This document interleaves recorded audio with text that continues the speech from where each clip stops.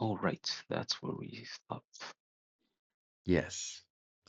Yeah, So the interesting situation that you find yourselves in is that you've, I think you decided to seek out the Erdefons and put a stop to uh, the random encounters that you've had with them, where they seem to waylay you any chance they get, always looking for a fight, no way to parlay or get out of an encounter in a diplomatic fashion. They're just these wild, bloodlust-driven, almost demonic warriors that seek any opportunity for bloodshed. And you also know that there's a connection between the leaders of the Erdefons and the Drow of Ildaris, because you've been asked to bring the sword of the leader of this Erdefon warband as proof that you've slain him. Out of revenge, most likely, for him or some of his group most likely killed the father of the current leader of the Ildaris. To my surprise, honestly, maybe to the surprise of your characters as well, you've managed to take out the guard post that was guarding the main entrance without too much of a fuss. It was a swift and brutal fight, but you managed to take them all out before even their magically invisible scouts were able to sound the alarm. So you find yourselves standing outside a wide cavern entrance, which is disgustingly splashed with ochre and scarlet images and a riot of violent and obscene symbols. There are stakes around the entrance that hold up skulls, some of them still plenty of rotting flesh attached to them, some of them already rotten down to the bone. You see dismembered parts of all kinds of strange creatures arranged in a threatening way, clearly intended to scare off any intruders. And you hear sounds of what must be sparring, like battle sounds, echoing through that disgusting looking tunnel that leads deeper into this part of the cavern complex. However, no alarm has been sounded, and the majority of the Erdefon war camp here may still be very unaware of your presence. Can you leverage that to your advantage? That's the question. Yeah. I see that Sandy still has some persistent damage, so maybe we can take care of that real quick. Let's see. Can you roll that? Okay, Oof. so I'm gonna take that damage one more time. Can you try it again? Oh man, you're gonna try it again. Maybe we should. Come on, Sandy. Maybe we Get should all those rolls administer out now. ice to him. Here Never we mind. go. There we go. Okay. All right, at least the damage rolls weren't that bad. Okay. Yeah. Yeah, so Sandy has a little bit of trouble of getting one of the wounds to stop bleeding that the vicious weapons of the Erdefon guards caused. But other than that, you're mostly okay. So what do you do next? Mostly, but do you think we should take 10 minutes to just patch each other quickly before we move in? I'll say this is you're standing at the main entrance to the Erdefon's camp. You can certainly take 10 minutes, but it is not unlikely that those 10 minutes will be enough for somebody to notice that there's something wrong here. Yeah. Yeah, I Well, think it might be best to move quick rather than if they get the jump on. We have the jump on them for now, but that could change real quick if they come looking. All right then. Well, let's move.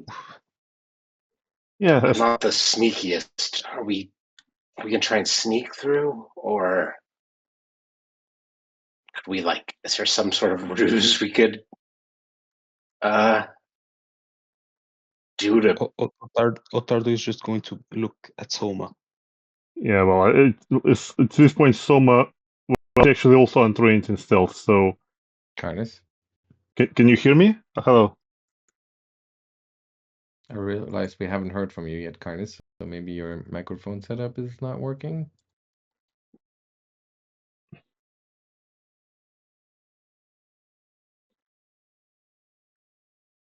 One, two, three. 1 second.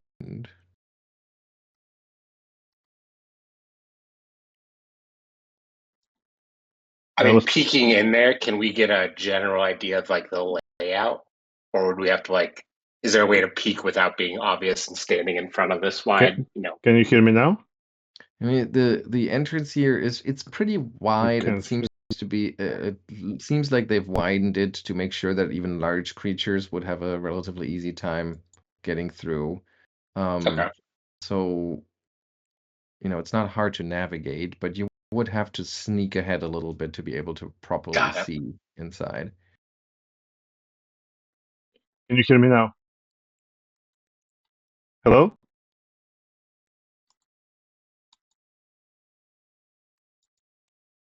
Can you hear me now? So Soma's the only one who has any sort of stealth or scouting ability. Definitely not me. I mean, maybe we could send Stick. I don't know. Would he be good at that?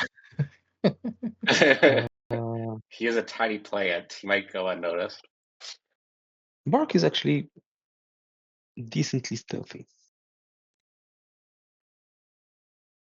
And if I look at Stick, Bark is stealthier than Stick. Well, I guess maybe Stick would get an adjustment because he's tiny. That would bring them on par. So yeah, maybe Bark can go sniff things out. Things out. Okay, sure. All right, so you can try to sneak. Oops, sorry, I had Soma selected. I didn't mean to.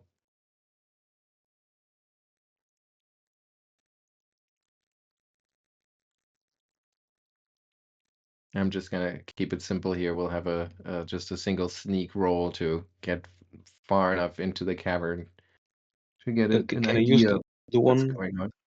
Can Yeah, I you use can use that the prompt? Okay. Yeah. But I have to. Should also be character. amongst the basic action macros. There should also be a corresponding action. Okay, I see the result here. Let me see what we have going on in terms of perception DCs. Okay. Okay, wow. No, that's good. Yeah, Bark manages to sneak into the cavern, kind of following that entrance far enough to get a good view of the main cavern itself. It's a massive cavern that holds a jumble of low-lying tents made of stitched-together pelts and blood-streaked leather. Most of the tents surround a natural stone pillar that's decorated with strange symbols in brown and red paint, or at least you hope that it's paint, amid skulls tied or spiked to the pillar. There are hides of various creatures that cover the entrances to 3 caves to the southeast. Each of those is covered with a narrow wooden door. In total, you see almost 20 Erdefons here, alongside 2 of those giant gorilla-like daemons that you fought previously. Let me just put all of those on the map here. Can you hear me now? Just to give you a sense of scale. So Okay. heavily outnumbered, clearly. The Erdefons are pretty busy. One, two. Those daemons seem to kind of cheer them on and stoke their bloodlust, like pumping their chests as the Erdefon warriors and scouts are sparring and battling and fighting amongst themselves. just reveling in violence. It seems to be the thing that they just do at all times. It's a really strange sight. Yeah, so that's what you see, and I'll give you another stealth check because I would assume that Bark wants to make it back out of here. Yep.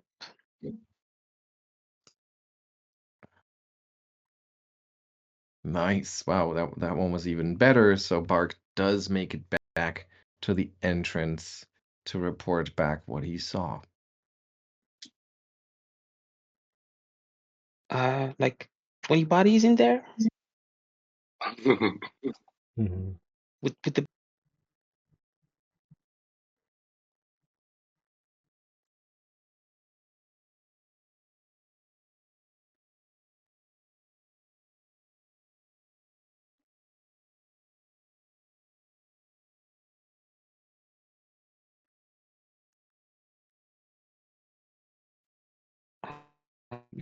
Let me think.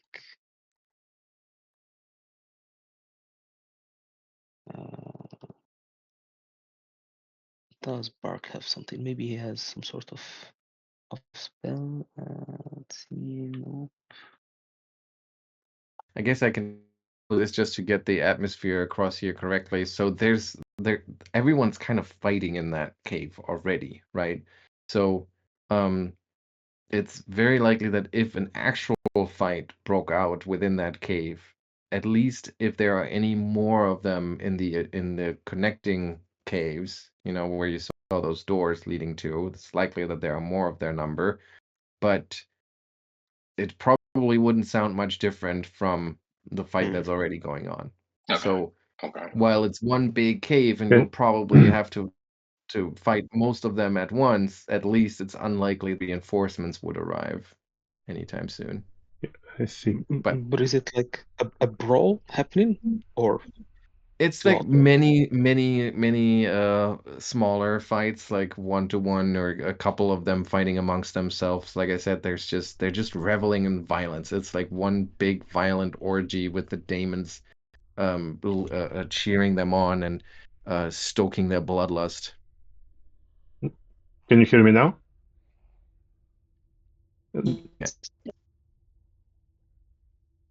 Yes? Oh, Yes, yes, we can. Can you hear us? I can hear you. Now I have to wait until the Foundry loads back up. All right. Okay. Well, yeah, never mind. Well, Souma didn't say anything important for now, so it's okay. All right. But did you catch what the situation looks like? Oh, yeah. I can hear you perfectly. Okay. Well, almost perfectly.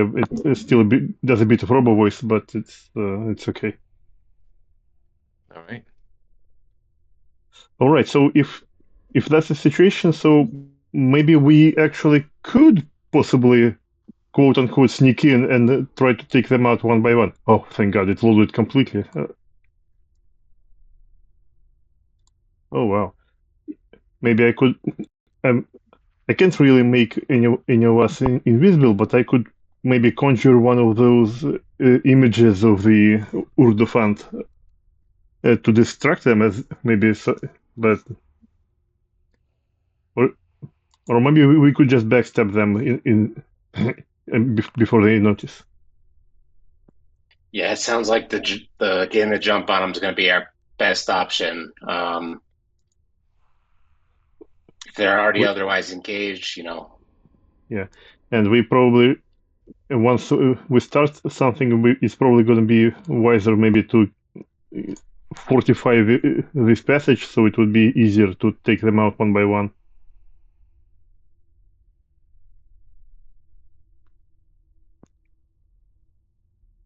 I guess we could do that. Go provoke one of them and then try to hold I mean, the corridor. I think we've done this once or twice already. I just worry if we try to hold the corridor, at least one is going to be smart for reinforcements. Yeah. Yeah, this is not a video game where you can just kite one of them at a time. Yes. Yeah, we need to defend the kill box here, you know. Mhm. Oh damn it! Now it's Alright, all black. I think we just have to. I think we just have to do it. Is there? Would Ottardo be able to figure out if, like, the general number of people should be living here, more or less, given how many raids we've faced? Like, basically, what he's trying to figure out is, can we instead keep whittling their numbers whenever we encounter them randomly until they're weak enough that we can assault the place?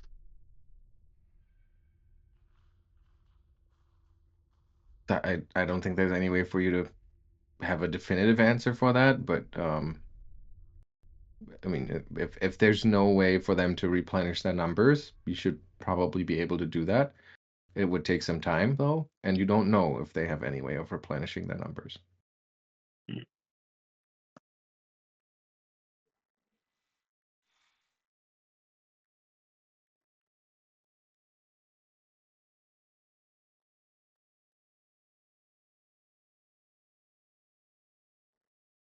Well, So yeah, what do I you think? suppose then we just let Sir Ottardo and Sandy go first, and once and if the first killing doesn't attract attention, we'll just try to keep it up, and if it does, I will summon the dragon.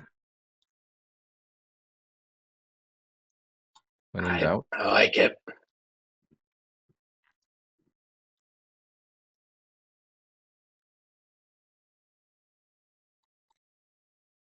Okay. And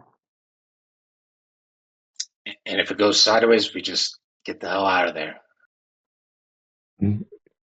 I suppose so, and maybe that will kite them one by one. Well, maybe not.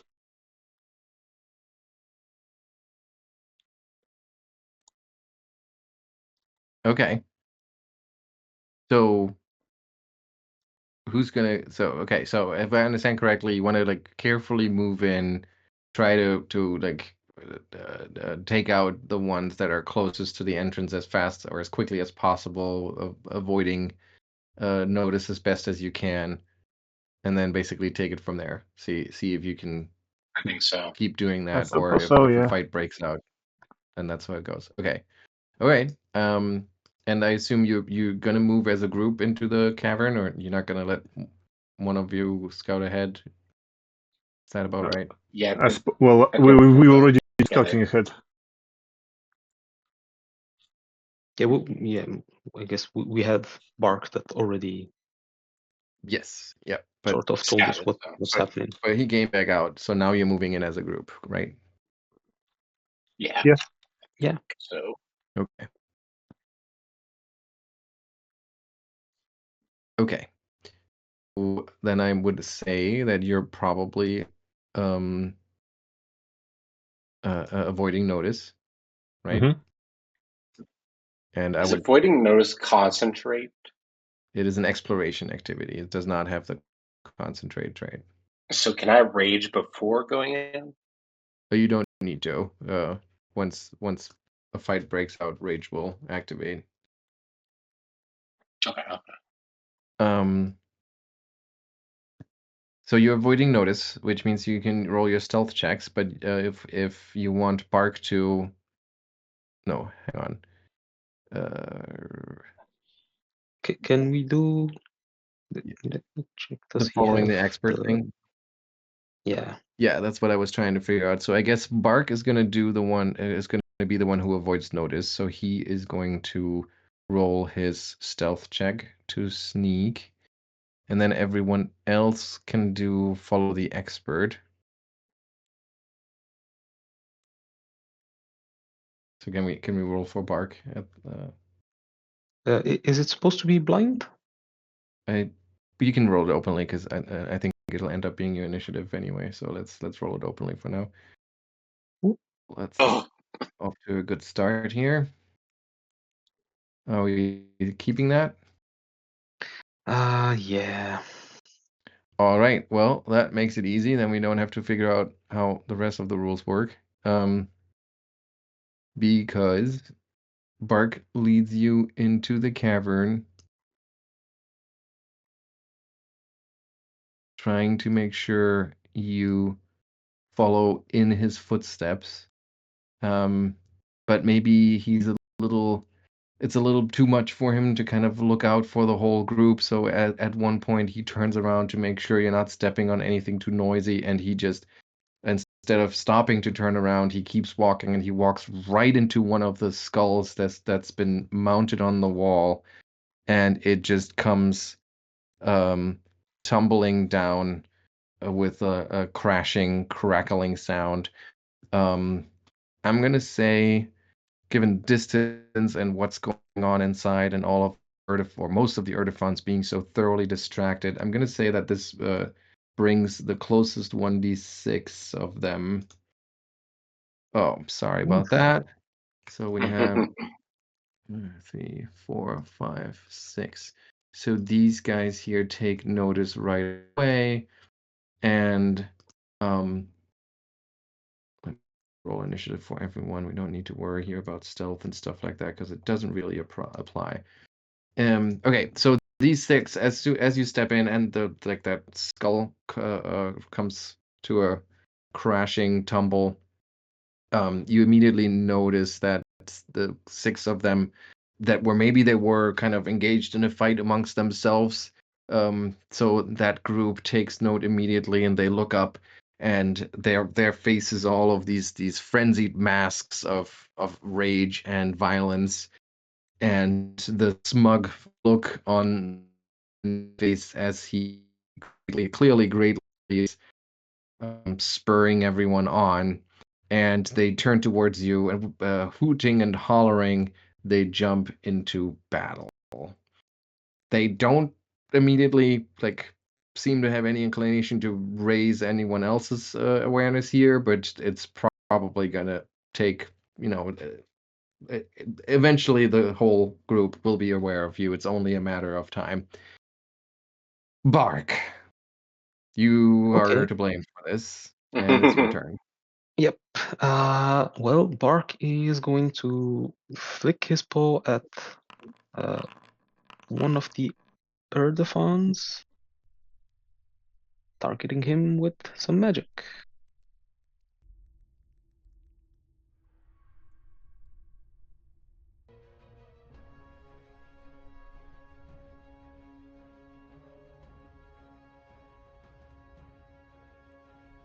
Oh, so I think I hadn't scrolled down all the way. Okay. We'll try to save. We failing. So you lash out with vitality and good amount of damage here, and it calls out in kind of relishing the pain, apparently. That was 2 actions for you. Let me see, we can do that.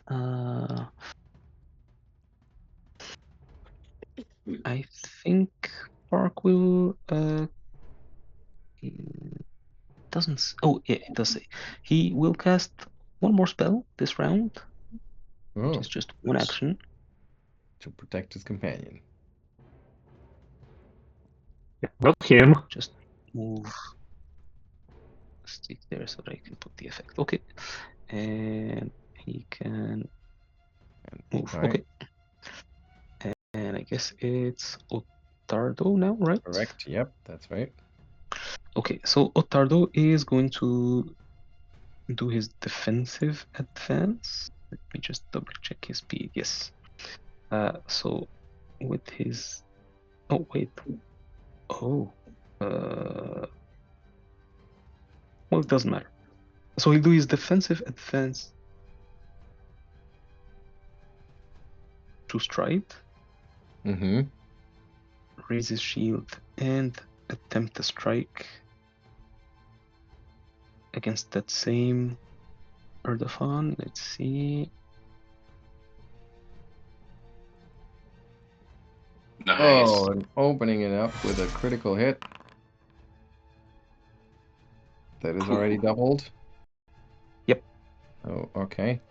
Taking that damage. You take him out immediately, opening with a strong start here. All right. Well, I think Ottardo is going to turn back and gesture to the others to move into the fray. And I believe that's a success. So Looks he like it. is able to enter his dread stance. All right. That's a free action? That's one action, which Is he the closes defensive out. advance just one action? Defensive is 2. Defensive is 2, but it does 3. It does Pride, Strike, Shield. Okay. Okay. Oh, that includes the strike. Gotcha. Sandy. All right. They're playing my music, and he's going to come in. I guess he'll go here actually instead of there because it's not going to be easy for flanking anyways. Rage and swing.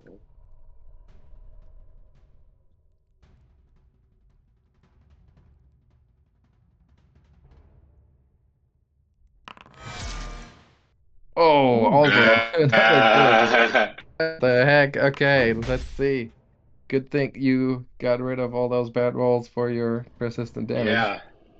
All right, charging in and just slamming your maul into the smug demon's face, knocking the wind out of it. I believe you have another action. No, because I do have to use rage as an action for me because I have heavy armor. Oh. So yeah. Oh, because for the quick tempered you have to. Yeah, Gotcha, exactly. Gotcha. Okay, so you have the ability, but it's denied because of the armor. The encounter is live, Karnas. Maybe you need to refresh, but you should. Oh, be no. seeing If I refresh, it will never load again.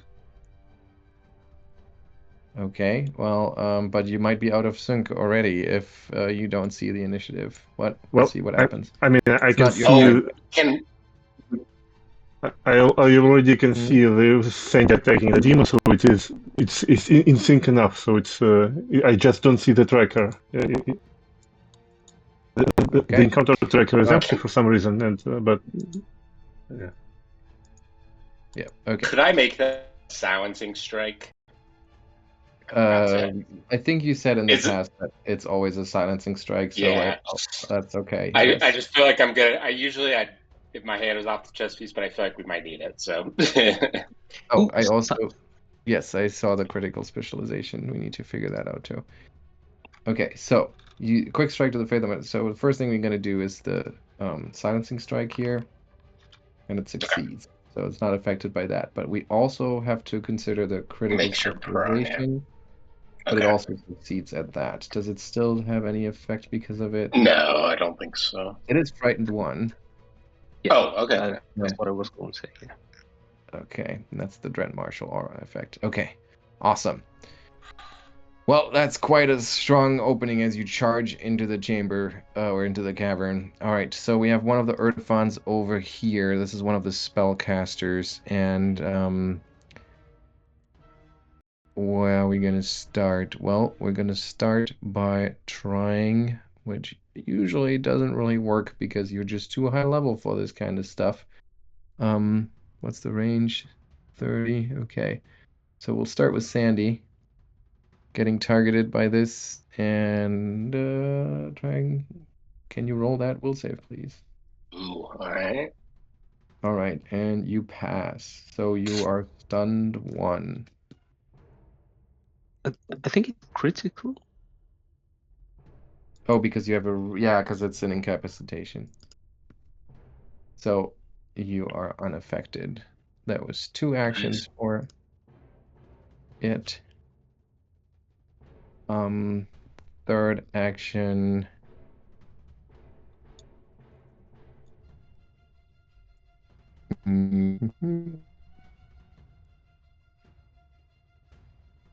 Doesn't really have any great options for a single action thing. So I think it might just... hang on a second here. Does this have... No, it doesn't. Okay, I think it's going to use its last action to kind of basically use point out. So it's going to make a little bit of a ruckus here to get some more of its brethren to jump into the battle. Over here, this guy is going to disappear and become invisible. And you're not sure where it went.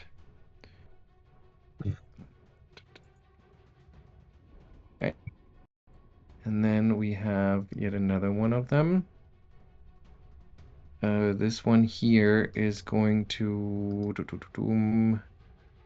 Yes, is going to take just a few steps to get within range.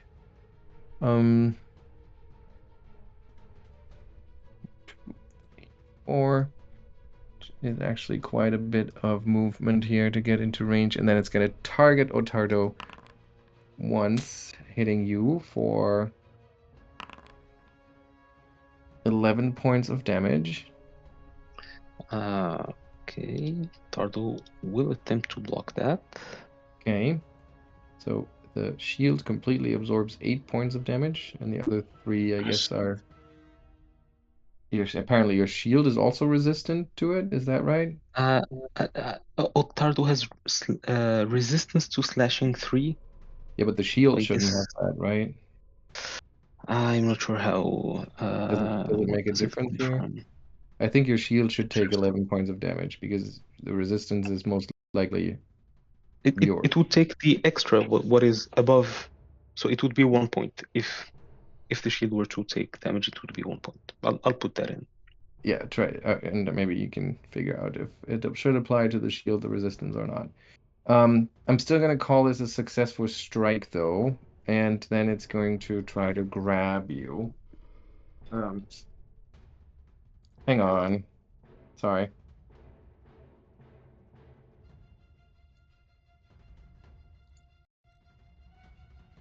This is an epic fight. Oof. Well, it'll be fine. I'm sure. Okay, so with its last action, it's gonna try to grab Ottardo, even though he like blocks the strike. It brings the that lashing whip-like thing around, trying to wrap Ottardo in it, but fails to do so. Okay, that Damon, that Sandy. Well, is it the one that? Yeah, it is the one that Sandy is trying to take out. You know, stumbled a little backwards, getting critically hit by Sandy out of the blue, more or less, and seems a little shaky, but is quickly recovering here, and is going to take a step back, and then target Sandy with a powerful claw swipe, but missing you by quite a bit. Since frightened is just a -1, not losing an action, it's going to follow up with a quick upper swipe of its claw, which also misses Sandy. And then it is Soma's turn. All right. Well, at this point, we'll have to just move a bit closer within Ottardo's aura. Maybe something like this. I said something like this. Come on, move. Move. For us, it did move. There we go. And I think I will follow Bark's. Well, I'll follow the expert, and I will Vitality Lash the first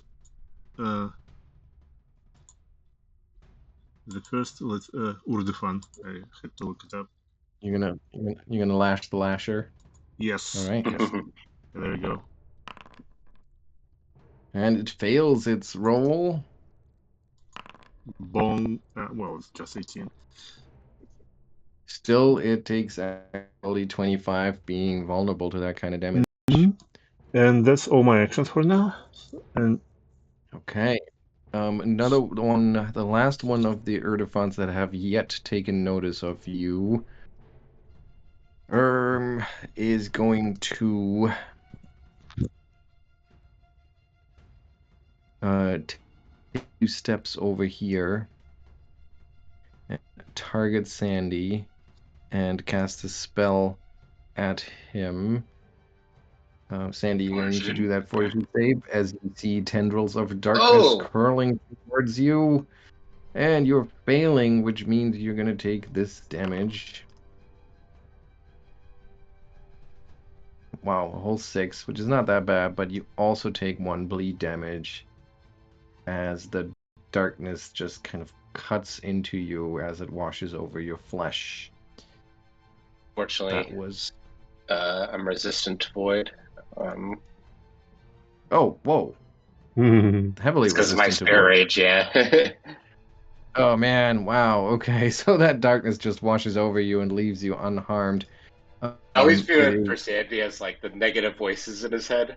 Like he's used to like he's one of those people purely motivated by haters, and maybe that helps him here.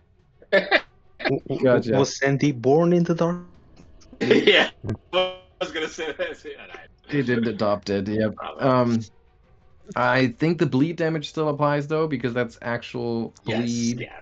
So that wouldn't be covered by your resistance. Okay. All right. Did the bleed damage post? I didn't see it. I added it to you, so okay. On your turn it'll matter. All right. So we have a couple of point out actions here, or we had 1 point out action. So I'm gonna roll a d4 to see how many more of them are going to jump in. 3 more, I count. Okay, so we're gonna have 1, 2, 3, the closest ones that are gonna join the fight in this round. I'm gonna roll their initiatives here. And then we're gonna go to the top of the round. Okay, it's Birke. So it's pretty noticeable that there are more of their number are jumping into the fight. Okay. Birke is going to first move closer to the action, and then he's going to target this Erdefon with a Vitality Lash. All right.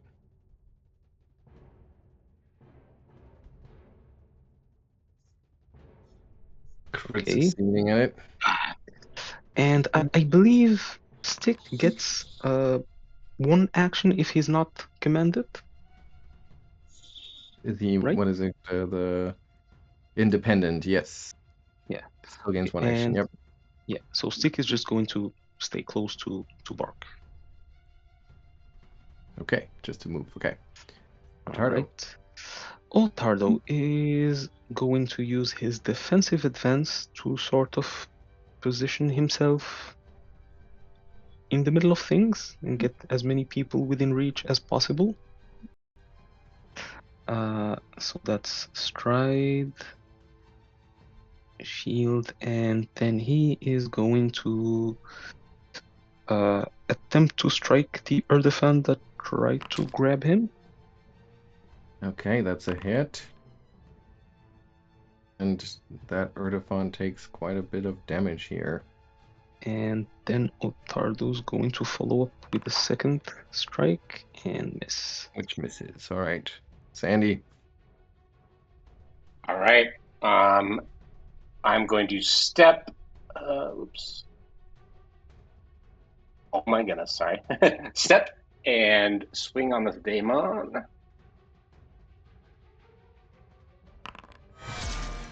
Oh, Sandy. Thank man. you, Sandy. Sandy is not making friends here.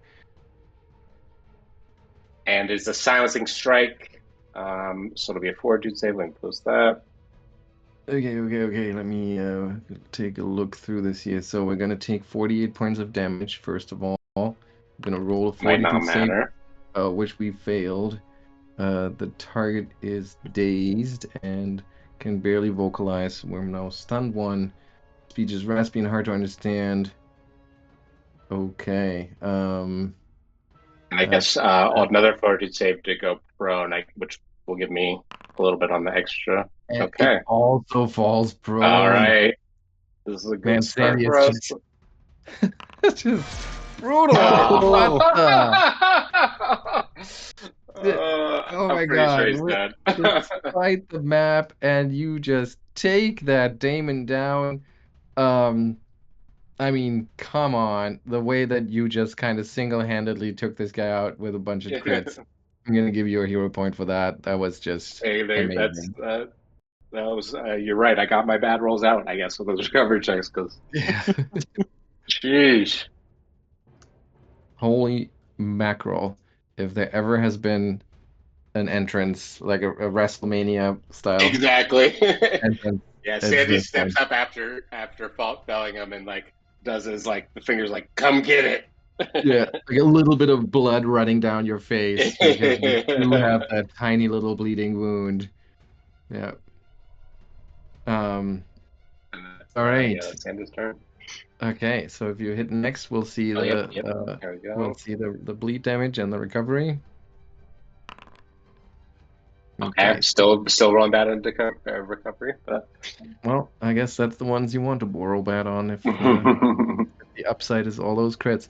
All right, let's see what we're gonna do with this one. Well, since you took out the Daemon altogether, there is okay. So one of the Earth skirt Ottardo gonna run right over here, chung chung chung chung chung, and is gonna touch its ally to give it some healing. These guys aren't actually small like that, right? It's just the no, token. it's just the token messed up. Yep. So we're gonna roll this, and we're gonna do a 2-action version. Why does it not let me do this? 2 actions. What should it be? It should be 1d8 negative. It is heightened to 3. So I guess 3d8, is that right? Plus 24, I think. But they didn't make this like it is for you guys, where you get to choose exactly how it works. It's plus 24. Like the basic 2-action is 1d8 plus 8,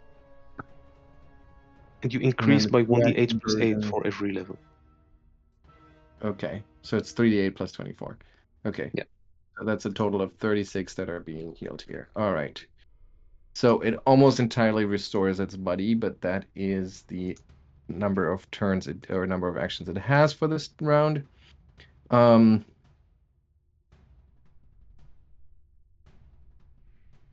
Okay, I'm gonna go over here, and we're going to no, actually, yeah.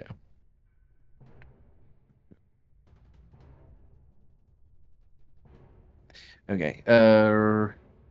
Soma, out of nowhere, you have this extremely painful, stinging sensation on your side, and you take 5 points of damage. First of all, that is not all. There should also be an extra 2d6. It's so annoying that it doesn't do that when you're invisible. So we'll have another 7 points on top of that. And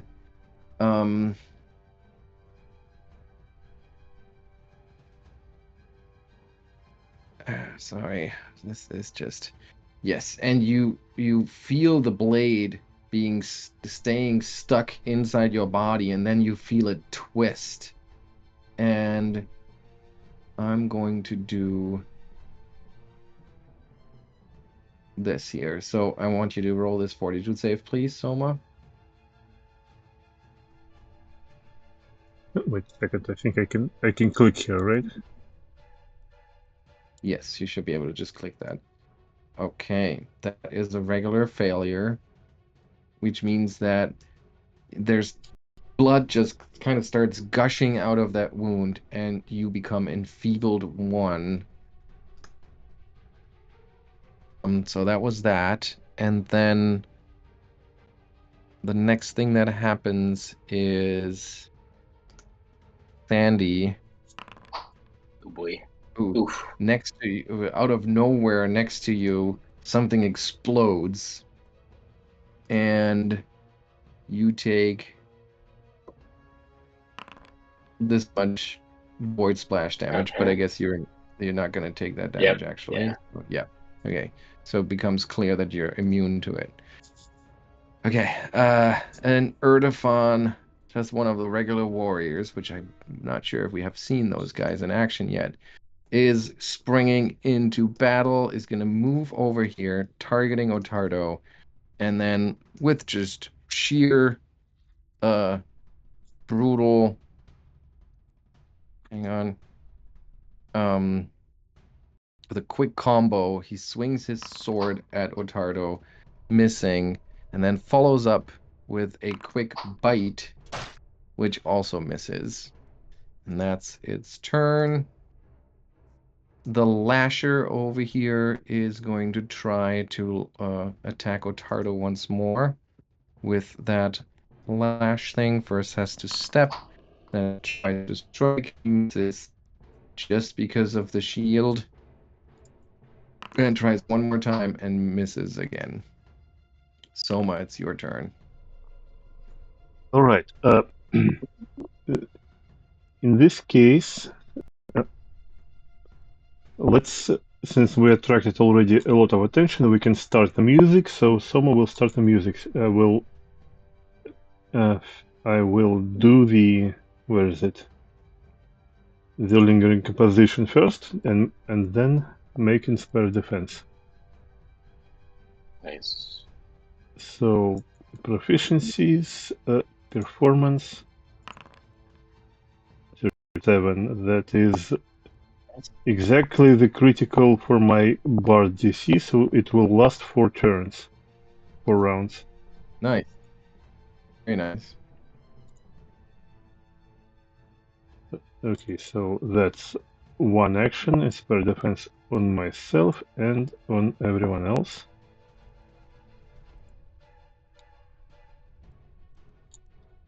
Okay, and since someone there to stab her and she can see who, she will start blasting AoEs. So it will be haunting him right in front of herself. Let me place a 15-foot cone.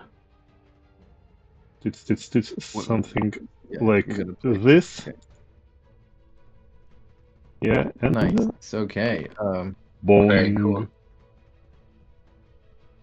And normal success. So yeah. So have fun. So that would be half of this, you say? I think so, yeah. Yeah. Okay, let me see if there's any. So what actually happens here? So you echo a jarring hymn that only creatures in the area can hear. Yeah, so it is. Sonic. Okay, yeah. So from right in front of you, you hear like a pained screech, as clearly there is a creature in that cone that just took damage from it. Mm-hmm. Well, unfortunately, that's all my actions, so I can't really point it out, and you will have to cycle someone for me because I don't have the button to pass the turn. All right. And let me remove that template for you. There we go. Thanks. Okay. The Death Scout over here uses a spell to cast invisibility and become invisible, and then quickly become undetected right after.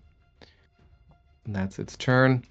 Another one of the Erdefon Tormentors. So what do we have here? Everybody is feeling kind of okay except for the Daemon. It's also going to use an action to point you guys out. Also, the hymn that was just struck or sung, that is like a very different kind of sound, so that's going to draw some attention to you. Well, yeah, so the Tormentor used one action to do that, and the second action will be to target Ottardo and shoot a ray of enfeeblement at him. Try to fortitude save, please. Okay.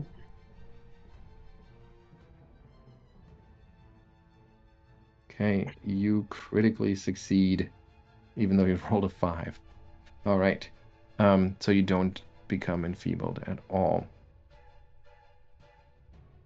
So far, so good. We have one more Erdefan warrior here at the end of the round that is also charging into action. What am I going to do with this guy? Grabbing his sword, two-handed, he charges in, targeting Ottardo, and then with a swift combo, launches a ravenous attack, striking with his sword once, and then biting, but missing with both of those attacks. Okay, another D6 of creatures are going to join the fight here. What? Only one, but it is the daemon down here that kind of like, and I'm gonna blame Soma for it here. It's the music that just sounds so different that draws its attention, and it's going to join the fight here in a second. Bark, your turn. All right. They have lined themselves up for me.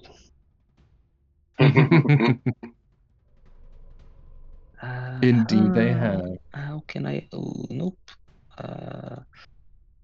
I've placed the template, but I wanted to rotate it. I'm not familiar with the You click the mouse Control wheel. and then mouse wheel, yeah. control. I've already placed it. Sorry. Can I? How can I? It's I don't from the seem to measurement be controls. able- Measurement. Okay. And You hover over the origin cube of the effect and press it. okay, now I see it. And okay, I can move it. I can. I do control. Okay.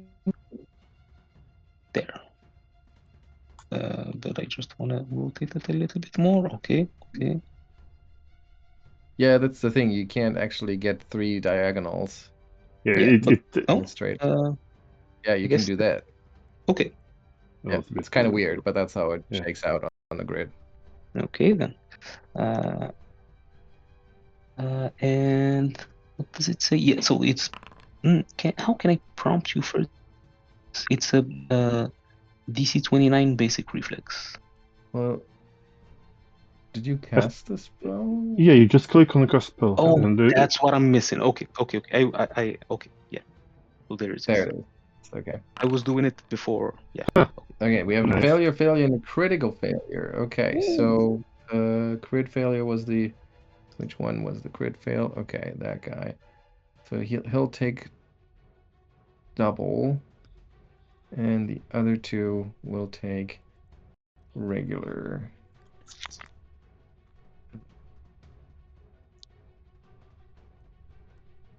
How can I? Why does it not let me take that damage? Sorry, I'm figuring something out here.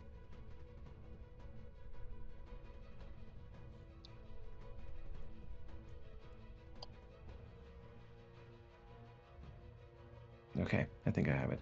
Okay, they take regular damage. Okay.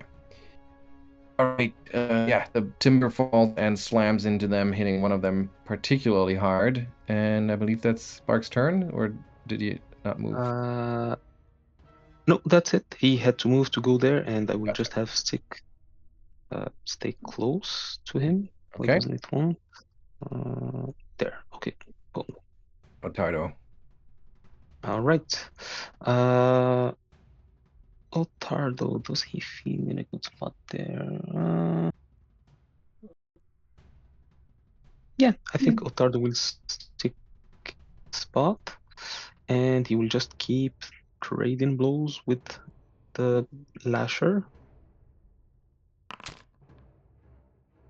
Nice.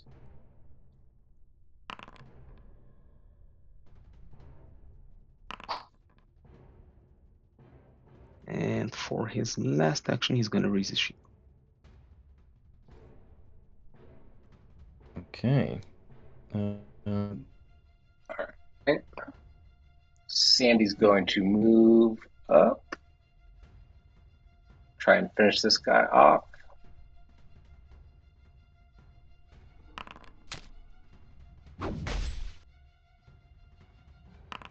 Oh, and that might just work here, but it holds on to the Okay, life. it's gonna be a silencing strike. I'm not sure it'll matter, but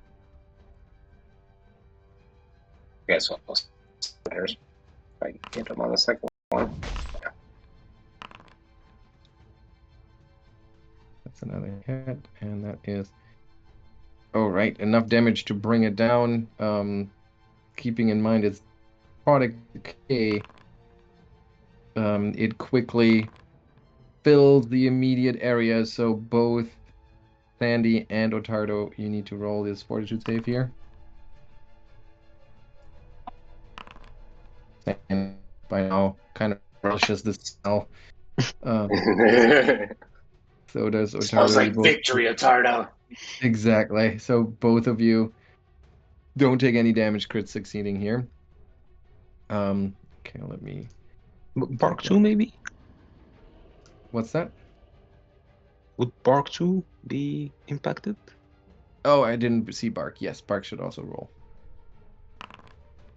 Come on, Bark. There we go. Okay, so Still regular success. Regular success means half damage. Oof. Yeah, it's bad, and maybe Bark's fine senses make him particularly susceptible to this. Okay, so then who do we have? Okay, this guy down here is going to step away from that madman that's just plowing through his team's ranks. So it's going to move one, and then it's going to raise a ruckus here to get the rest of the or as many as possible of the remaining Erdefons to join the fray. It's going to use 2 actions to do that. Okay, over here, I'm going to have to put an off-guard condition on Souma, I think, as it targets her and tries to shiv you with its blade once, and then again. Oh, Ow. this is not good. Critical hit from the protection of invisibility, so that's 31 points of damage for Souma. No, it's not. Whoops, she all of a sudden turns into wood. It's one of the stupidest abilities. I mean, it's great, but it's just the suspension of disbelief is strong with this one. So out of nowhere, a wooden Souma takes the blow in her place. You take your step. Yes. Let me see where I'm. I suppose I can take step like just like this, a bit closer to Bark and Ottardo. Yep, you can.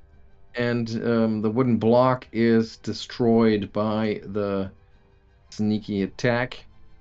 And then there is a third attack here, which we're going to use to do this again, but an 18 is a miss. Wow. Okay. Well, remove off. technically, I still should get like 11 points of damage from the overflow, or if the wooden block is destroyed, you take any excess damage. That is correct. Well, not 11 because it has hardness 5, so it would be 6 points of overflow damage. Okay. And since you did that, thank you for being honest about that. I'm going to need you to take a fortitude save. Okay, so once again, you feel the blade getting twisted and you remain enfeebled, but it doesn't get worse. Okay, one of the Erdefan warriors down here is going to grab its sword, swing it high from above its head, bringing it down, and missing Ottardo, and then a frustrated snap of its powerful jaws also misses Ottardo by a mile. And with its third action, it's gonna reconsider its life choices. Now we have a third attack. It will try another sword swing, a desperate attempt at stabbing Ottardo, which Ottardo easily dodges. Here, the daemon sees the battle going on, sees some of the Erdefan already being laid low on one of the daemons, and instead of being worried or upset about it, it just smiles like ear to ear, showing its sharp teeth, and it starts hammering its chest, calling out in like a hooting fashion, rousing all of the Erdefans around it to join the battle as well. So that'll be 2 actions, and with its third action, it is going to take a couple of measured steps towards the carnage here, moving all the way over here. Souma, your turn. Well, I suppose since the whole jig is already up, Soma will like touch one of her wounds that invisible stalker stabbed in her, like take the bloodied fingers and paint an eldritch rune on her forehead and start chanting the summoning spell. So yes, can you please put a dragon right about here? You mean a flame drake, or what do you? Yes, a flame drake, please. Okay, there we go.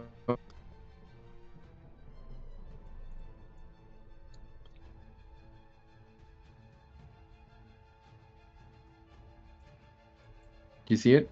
Not yet. Did you put it? Okay, but there. Everyone? Yes. I might have to refresh then. Okay.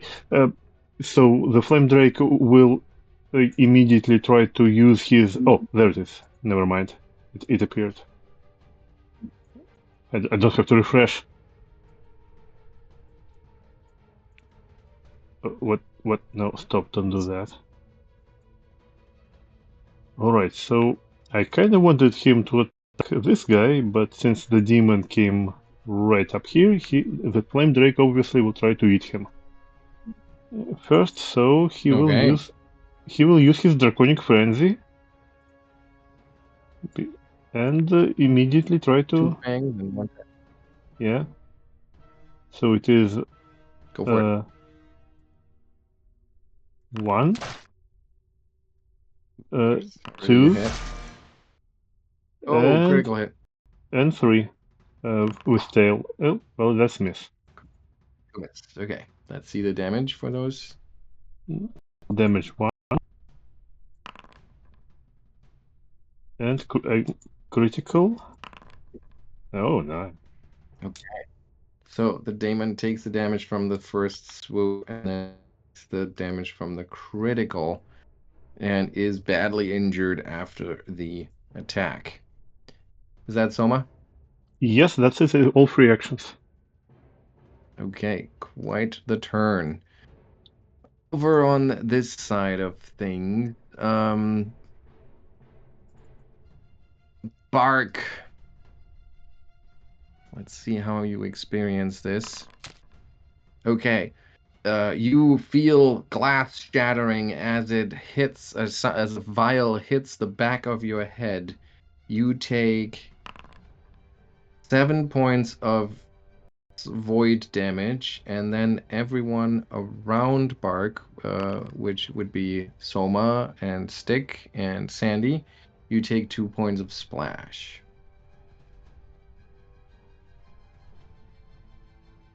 How do I take the splash damage? Yeah, you just You get the little plus Okay, I'll just apply damage like this. That works too. And finally, one more bomb, which critically misses, so splash damage does not apply. Okay, so many Artiphants. This one here is going to look for anyone who needs healing. Can't help the Daemon because it doesn't have the negative healing, but it can help one of the warriors. So it is going to do so. It's going to target the warrior and cast the 2-action version of Harm. So we're going to roll 3d8, and then we're going to add another, what do we say, 24 on top of that. And the warrior is completely restored. That was 2 actions, and with its 3rd action, it's going to take a step back because these guys are crazy. Okay, the warrior that was just healed in this way is going to just completely unleash its fury with another ravenous attack. Getting frustrated by Ottardo, it is going to switch targets here towards Sandy. Swinging once, missing. Biting once, missing. Swinging twice, missing again. Wow, okay. End of the round, I believe. Yes, end of the round. We had plenty of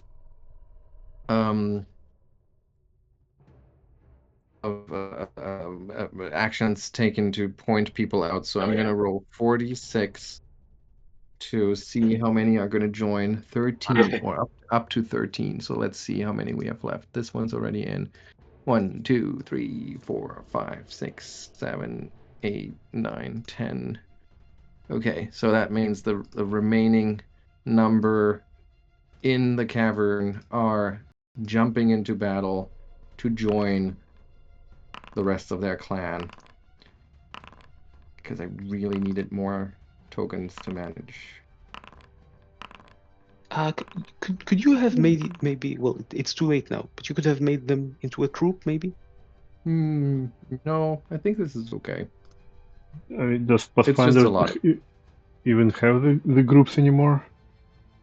They do. Yeah. I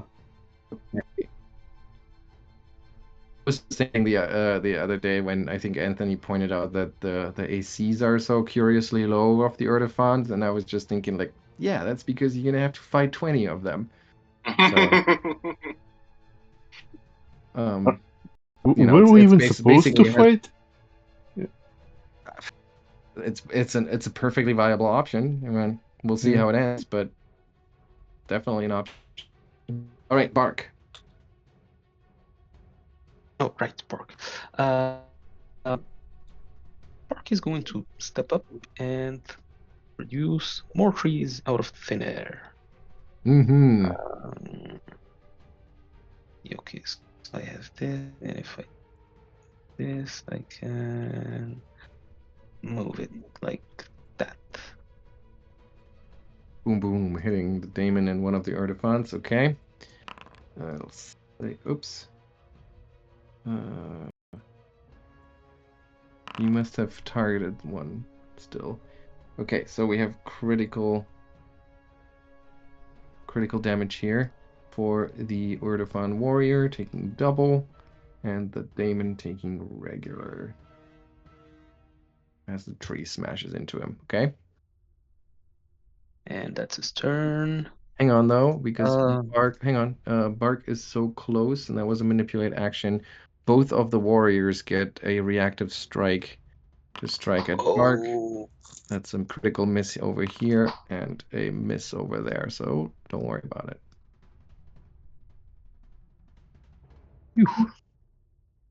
All right, Ottardo.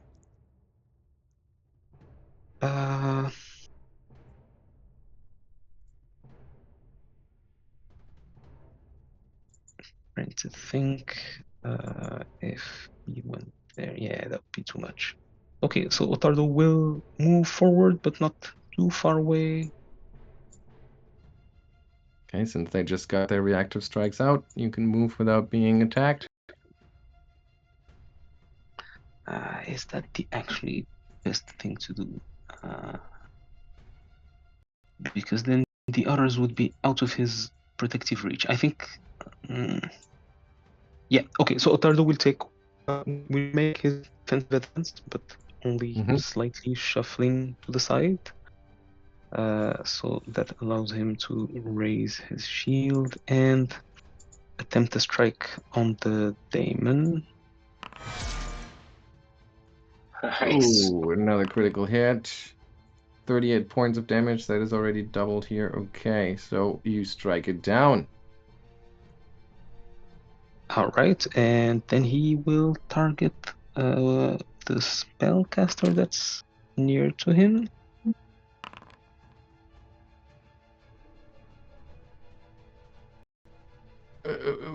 Where are we? Which spell curses? Oh, because you have the reach, right? So that's a hit, and that will be 14 points of damage and some persistent damage. Okay. And yep, that's his turn. Okay, with the second daemon landing in the dust with a thundering. Sandy, your turn. All right, Sandy's going to swing on the one closest to him. Just in a complete frenzy right now. Oh my goodness. Man, indeed a frenzy. Let's see that damage only to confirm that it's going to die, and we're going to have another case of necrotic decay as it swiftly turns into this poisonous cloud. Both the Flame Drake and Bark need to save. Okay, it's Bark.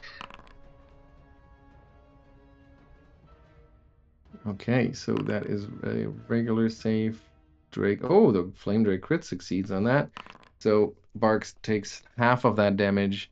The Erdefon next to him just kind of like sucks in the fumes. It seems to greatly enjoy that experience in a perverted It's like display. the Mad Max. What do they Yes, have? Yeah. exactly. Can I step on? I mean, if it does turn into the gas, can I step in that space? Yes, it turns very Okay. quickly. Yeah, it's just gooey mush at your feet, but you can step in there.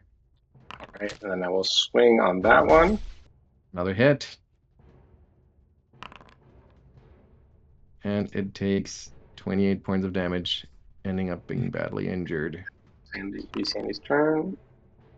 Okay, that is this one that is being threatened by the Flame Drake, so it will move away from the Flame Drake towards that tent over here, standing right next to it, targeting its friend, let's call it that, and casting another heal spell.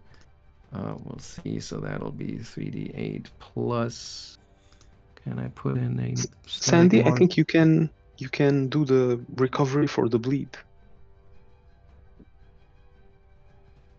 Correct. Yes, I will. I will. You take that damage first, then So heal those, and then we add four. Weird, that wasn't in there. Okay, so that was this guy. And now we have some more of these warriors coming, bursting out of the tent over here. Boom, boom, running up to Ottardo, charging you with an overhand wipe of the sword, critically missing, quickly following up with a bite, also critically missing. This is over here. Okay. Souma, you're still being harassed by one of the invisible scouts, and you can feel it lash out at you, even though you somehow managed. Nope, I have the wrong target. Why is it? Oh, because I have two targets here.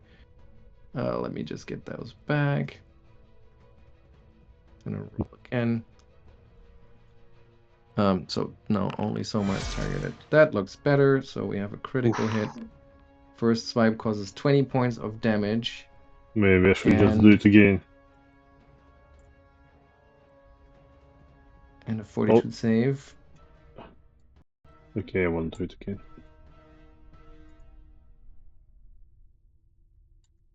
Okay, you saved, so you're okay for now. We take 18 points of damage. All right, second attack is a regular hit, causing 8 points of damage. And a fortitude save.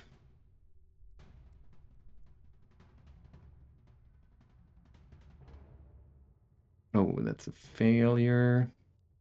But it doesn't make your condition any worse. And then the final attack is a miss. Okay. The hooting and hollering and screaming warriors come charging from the other end of the cavern. So we go 1, 2, 3, 4, 1 stride and a second stride to move all the way over here, targeting Ottardo with a single attack remaining, missing. Next one comes from all the way down here. 1, 2, 3, 4. So that's 1 stride to attack the flame drake with a ravenous attack, swinging its sword and also trying to bite. But both of those miss. Oh, I still have Souma targeted.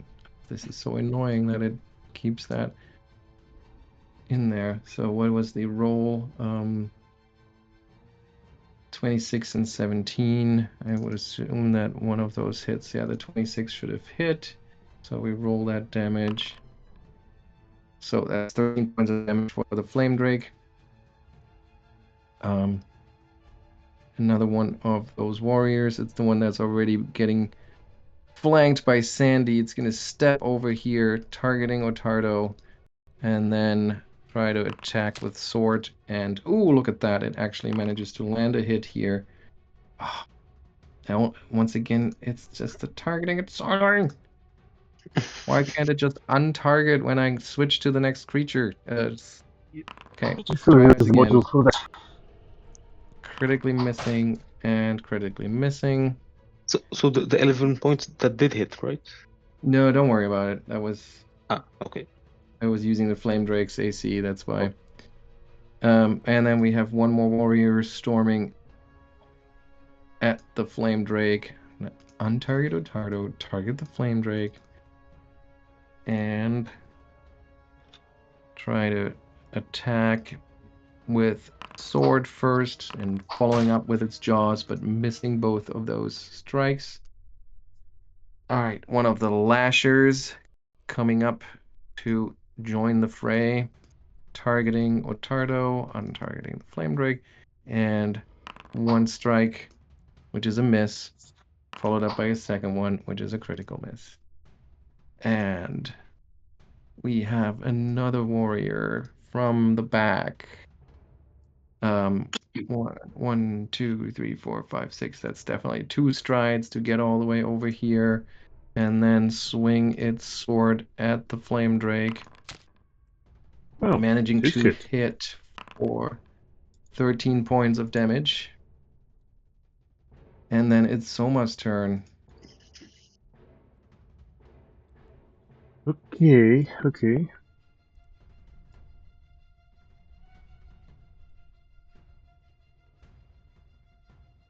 Mm-hmm. So, well, one action, of course, goes to sustain the the Drake to order it, and before I describe its actions, I want to spend 2 actions to get some health into Ottardo. So it would be Soothe, let's say, from 3rd level.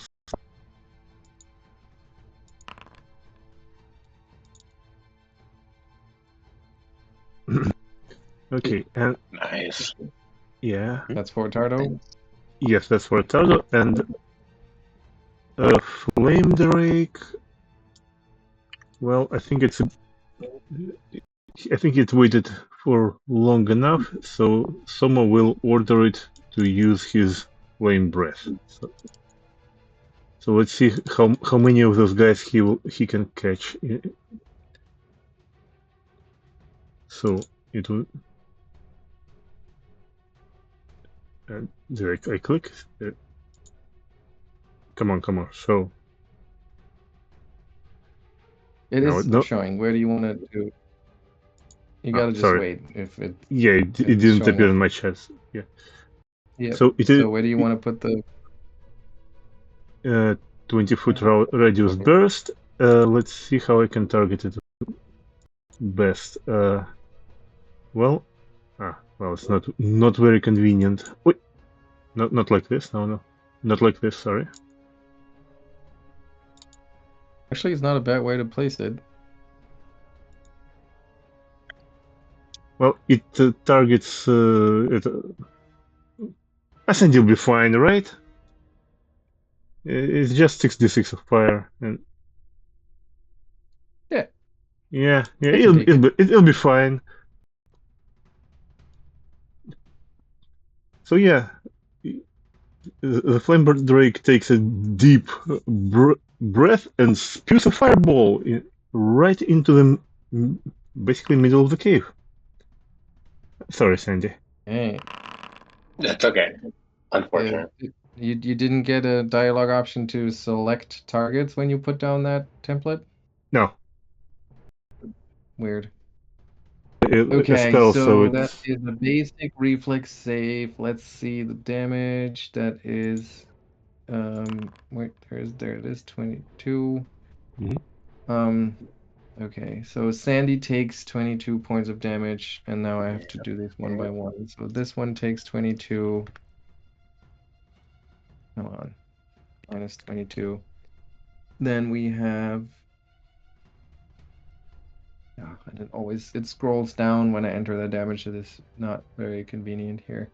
So this warrior succeeds, so it's gonna take half of that. Which one is it? This one. And this one took a crit fail, so double. So that's gonna be 44.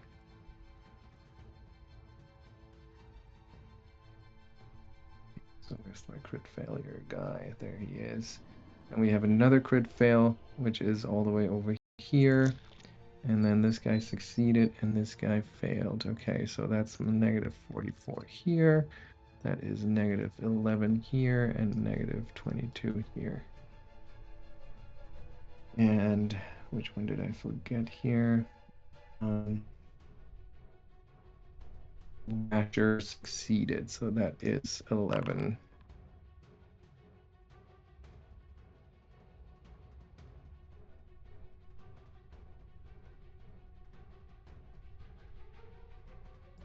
Okay, I think I got it. Was that Souma? Yes, that was it. Okay. So then we have the Death Scout up here, which is invisible to you. It's gonna move over here, and I'm gonna have to make Souma off guard again, so that I can actually have my stuff get triggered. So that's a attack. I hadn't targeted Soma. So my wood 24. Let me check your AC here. No, 24. Not gonna hit it. Gotcha. And the second attack is a miss. Okay. And the warriors, one more warrior coming up from down here. Where is it gonna go? One trying to find an opening to join the battle. 1, 2, 3, 4, 5. That's one stride. Second stride, and then with its remaining action, it'll try to attack Ottardo, but critically miss, of course. The Tormentor down here is going to heal someone that is within reach, which would be this guy here. So that'll be. Does it still have any left? Yes, it does. So that's 3d8 plus 24.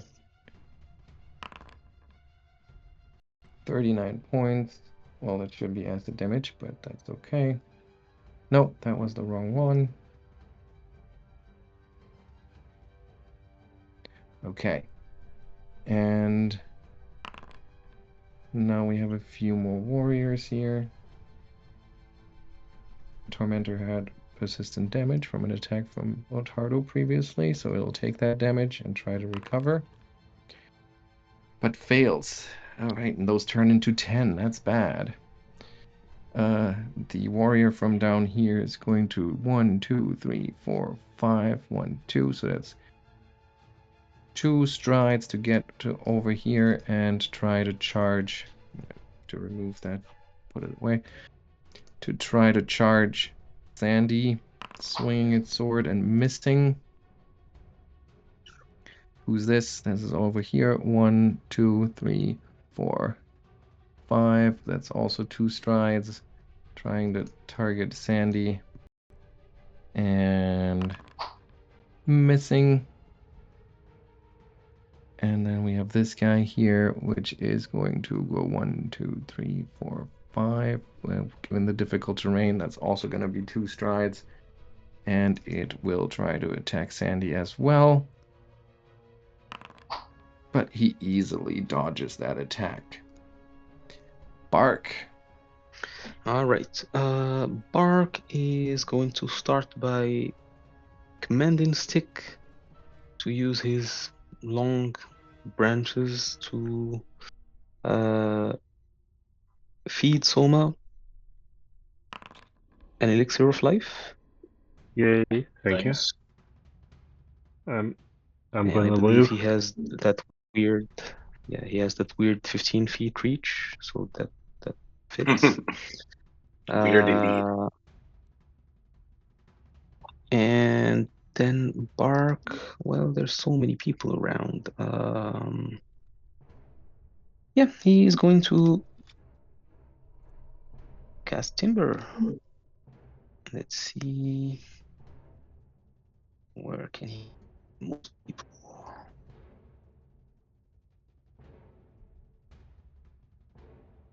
Oh, let's see. No. Sorry.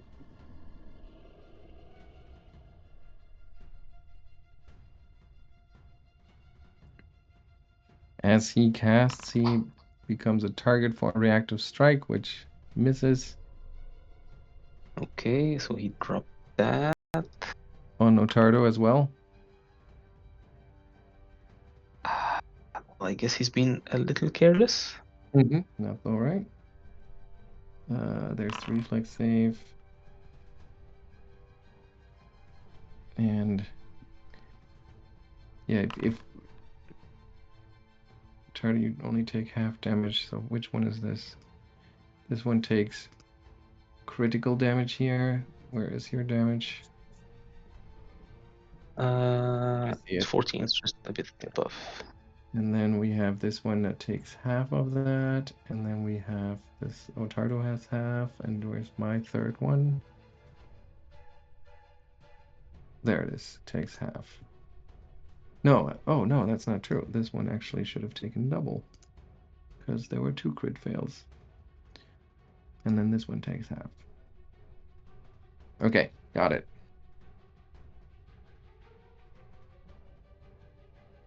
Was that Bark? Yes.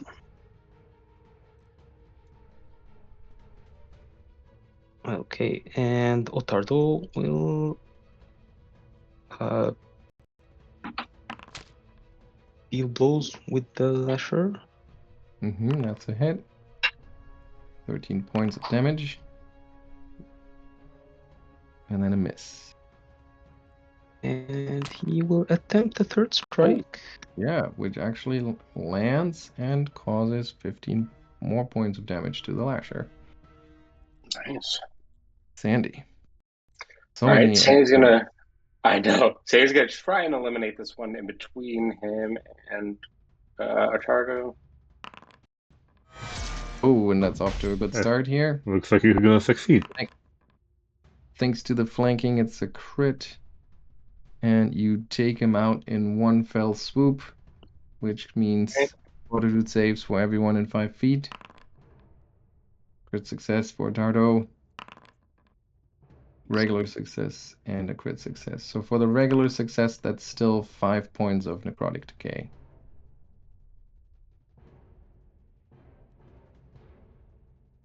Right, and Sandy will turn to this one below him. Oh my goodness. Another crit. Man, Oh, and you just oh. mopped them up here. So that's another fortitude save for Sandy and the Flame Drake.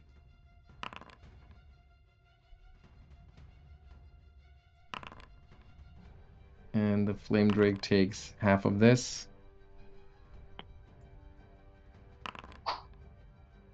And let's hope those fumes aren't flammable. Sandy's third action for Sandy? Yeah, he tries to swing and misses on this the next one in line. Gotcha. Okay, well, that's the way to make the healers not be very efficient. It's just kill them right away. Anything they can do with their spells? No, nothing. This is all pretty useless. Sandy already has proven to be immune to Void, but Ottardo hasn't. So it's gonna target Ottardo, casting some grim tendrils, reaching out, curling towards Ottardo. Roll that fortitude save, please.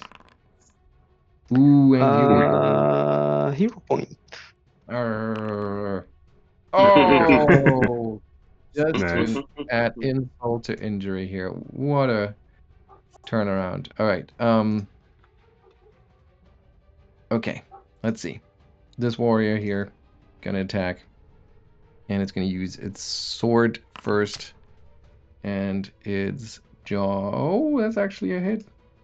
Look at that. They just needed to attack as a team. 14 points of damage, followed by a bite attack, which misses, and then finishing off with a sword swipe, which misses. Over on the other side of the battlefield, Souma still being beleaguered by the invisible scouts, trying to attack her once, hitting for 15 points of damage and a fortitude save.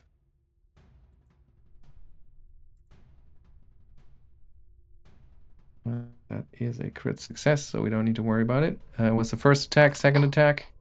Miss. Third attack is a miss. Okay, the line of Erdefan warriors is continuing to assault Ottardo. Swinging that weird-looking sword once and missing, trying to bite and missing, and then swinging the sword one last time and missing.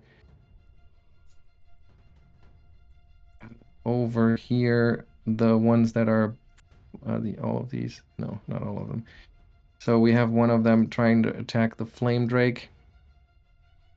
Swing the sword. Missing, biting. Oh, the bite connects for 8 points of damage. And as it does so, I'm going to need a fortitude save because the Erdefan holds on, jaws clenched.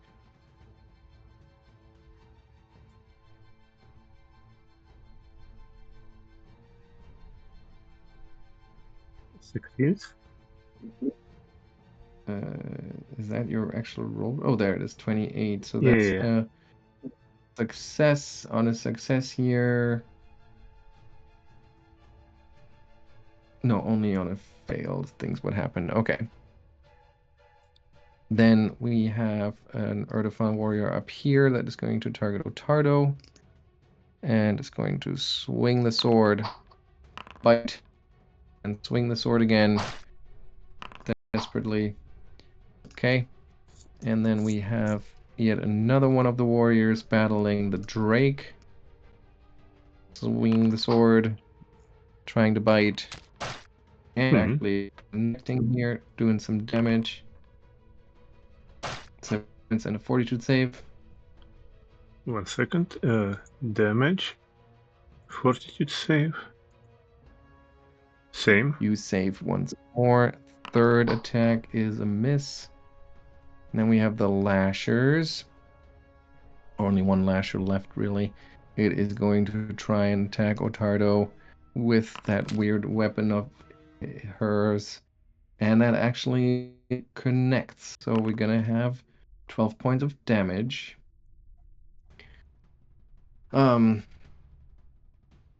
Okay, so this is now a little complicated. We're gonna have a 42 save first for Ottardo. Okay. That is a crit success, so you're good. It next tries to wrap you in its barbed weapon, and it actually succeeds, and Ottardo is now grabbed.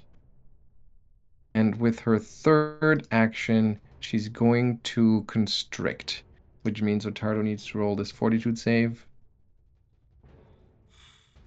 which is a critical success, and that means you do not take any damage from the constriction. This is one of those things where you get automatically upgraded? No. Okay. Just because it's a fortitude save. Okay, gotcha. So you're really hard to take damage from constrict then.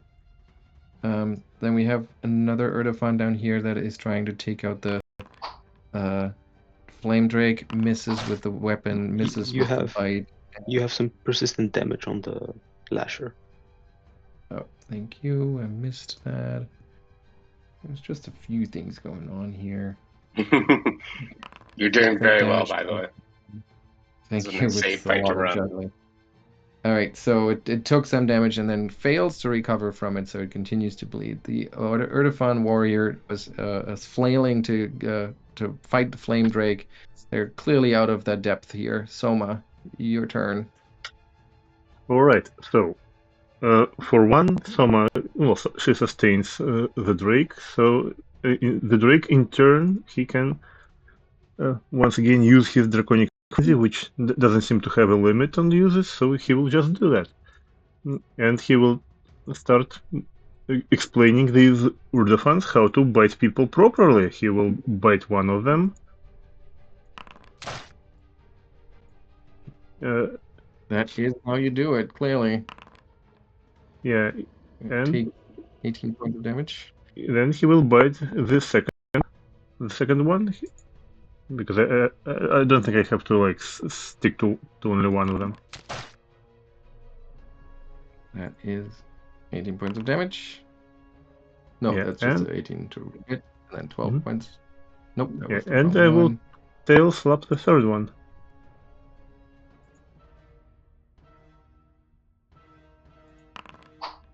And well, this one misses. That's actions for the Drake, and Souma herself. Well, she's bloodied. She probably with a red face paint from her own blood. So she will raise her hands again and start chanting a dreadful curse, like pointing somewhere behind Sir Ottardo. Well, let me see my spell list. Where is it? There it is. My last third rank spell. Oh.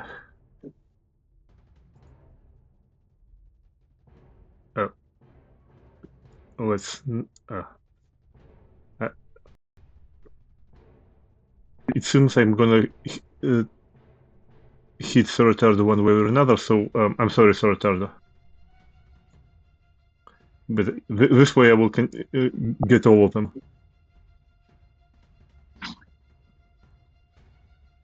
Okay.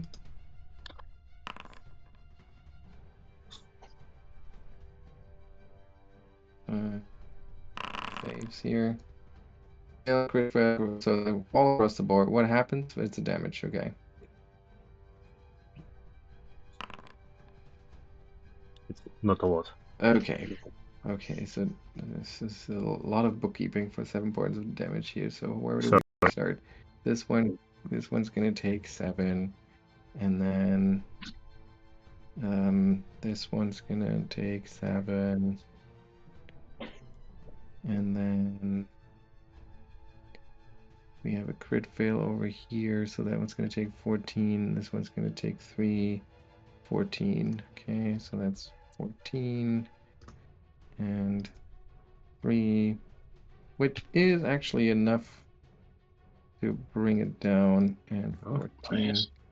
There we go. At least I was useful somewhat. Oh yeah, for sure. Okay, I can't do this with all this scrolling. I'm just gonna hand out some damage here. Okay, and then we have the fortitude save for Ottardo, as one of them turns into that foul-smelling gas, which you could succeed. All right. Is that Soma? Yes, that's all. Oh, no, leave Okay. that thing. I mean, it's still it's sustained as well. Oh, gotcha. And feed. I'll place it again. Okay. All Mhm. right. Nonetheless, the Death Scouts continue to harass you, Soma. And you can hear them move around you, but you can't really pinpoint them. Okay, well, there's a miss, and there's a hit, and then we do some damage. 16 points, and a fortitude save.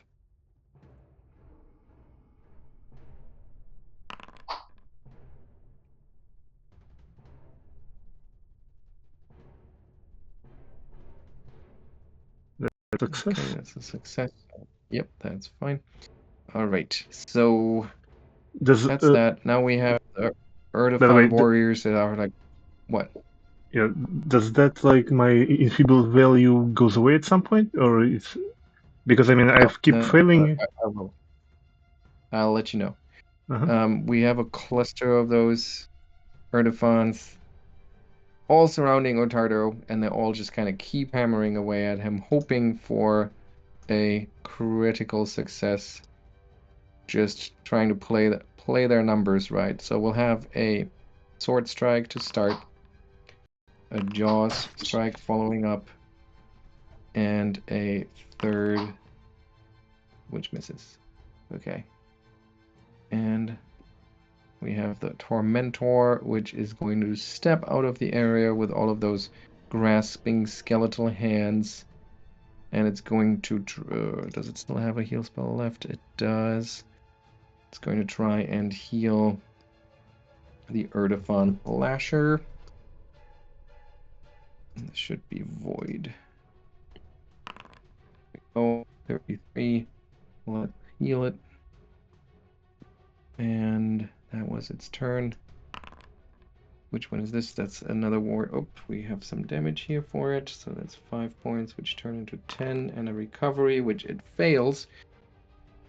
Another Erdefan warrior here, hoping that the numbers will turn out in its favor, trying the sword once, the jaws once, the sword again, and none of those have any effect.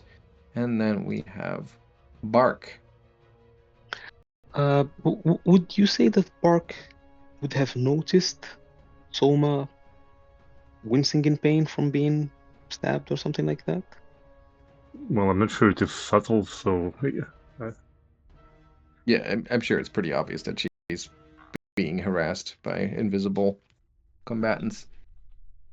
Okay, in that case, he is going to try something. He is going to move over here, and he is going to throw a tree and hope it lands on someone.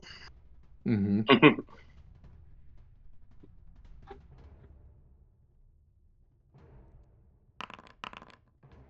And indeed, it does land on someone. Yes. Do you still have someone targeted? It looks like you still have someone targeted that's not actually in the area of effect. Yes, sorry, because I So, had but the lasher. Yeah. right, but that's okay. So it's a regular failure, which means regular damage. I'm not sure if you'd be able to tell. I think you can tell in the area you hit something, but I don't think it would let you pinpoint the exact place. I mean, it's a whole tree that fell down, you know. So Yeah. somewhere in that area, something got struck. And then Stick is going to follow Bark, and that's his turn. Okay, Ottardo. Ottardo is going to do a defensive advance. He's going to start by raising his shield before striding forward. Okay, hang on, because I think that'll trigger attacks of reactive strikes from everyone around you. Yes, which is why he started by raising the shield. Okay. So we'll start. This one fails. This one fails. This one fails, and this one fails. Wow. But came close. Thanks to the shield, actually, you managed to avoid it. Yep. Good move.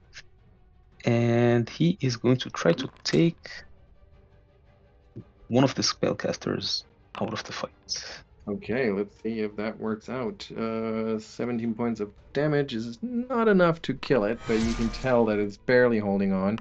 And with that, you definitely take it out. Please do the fortitude save here.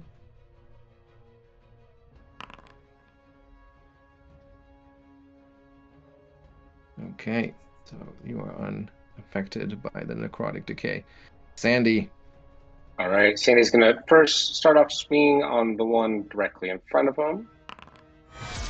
Oh boy. Like you're going to take that one out? Well, not quite. Yeah. All right, second swing on that one to finish him off. Ooh, okay. Hang on, it is prone. Oh, no, wait, it needs fortitude. Yeah, it is prone, so the 19, well, it's still a regular hit, okay? Still regular, okay. And you play. So roll that fortitude save. All right. To avoid the necrotic decay. Yep, no problem. And with his last action, he will step into that space to get ready to swing on the others. Okay.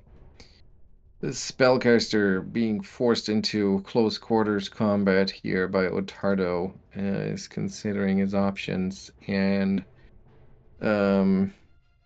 guess at this point they realize that Ottardo and Sandy are basically immune to anything with a fortitude save. There aren't very many options left for it other than moving over here, and then it starts a battle cry. I think you've heard this one before, and that as soon as it does that, all of the Erdefons, even though they were already just like maniacs, they kick it up to 11 essentially. They fall into a fanatical frenzy that is quite scary, despite the fact that you've been able to handle them fairly well so far. So that was 2 actions. Each ally that hears this, yeah, but do we have a status effect for that? No, we don't. Well, that's unfortunately. Well, we'll see if it matters. Okay, up here, the Death Scout's gonna target Souma with the blade, critically hitting. No, I'm using another one of those. I don't want to eat crits again. Where is it? Sorry, known spells. Yeah, it's from the 4th level, so it's so hit points are increased by 20. Hit points are increased by 20, so it actually has 40 hit points. Yeah, 30. 30 hit points, so it eats all the damage basically. Yes, it eats all the damage indeed. So that was the. Was it a first action? Yeah, it's reaction. And I'm taking a step from this. No, I'm talking about. Oh, right, you get to take a step. So that was its first attack, though. So now it's gonna also take a step and then attack a second time, which is a miss. Okay. The Erdefon down here are going to jump on Souma. Whoops, that was one too far. Not literally, please. What's that? Yeah, not literally, please. Right. One strike of the sword and one bite with its jaws, both of those critically missing. Then we have the ones that are in battle with the Flame Drake, continuing that struggle. We'll have one sword strike. Okay, that connects, and it cuts the Flame Drake for 7 points of damage, and then it tries to follow up with a bite, which also connects, and we'll see 9 points of damage. And as it damages the Flame Drake, it'll need to do a Fortitude save here. 1 second, I'll have to apply all the damage here, like 7 and 9 and 42 save. Mm-hmm. Oh my god, it critically failed. That's very bad for him. It critically failed. All right, so the creature gains drained 2, and the Erdefon heals 10 points of damage as it relishes in the Flame Drake's suffering. That was the Jaws. And then it has 1/3 attack at the bad map. Okay. All right. Another warrior. This is one of the ones up here. Is going to step out of the spell range, moving over here, targeting Souma, and then trying to stab her with a sword, hitting for 12 points of damage, and then biting her, which also hits for 8 points of damage, and then I will need a Fortitude save from her. 1 second, chat runs away before I apply damage. Yeah, somehow these guys are much more competent at damaging someone than an invisible guy. Yes. Kind of weird.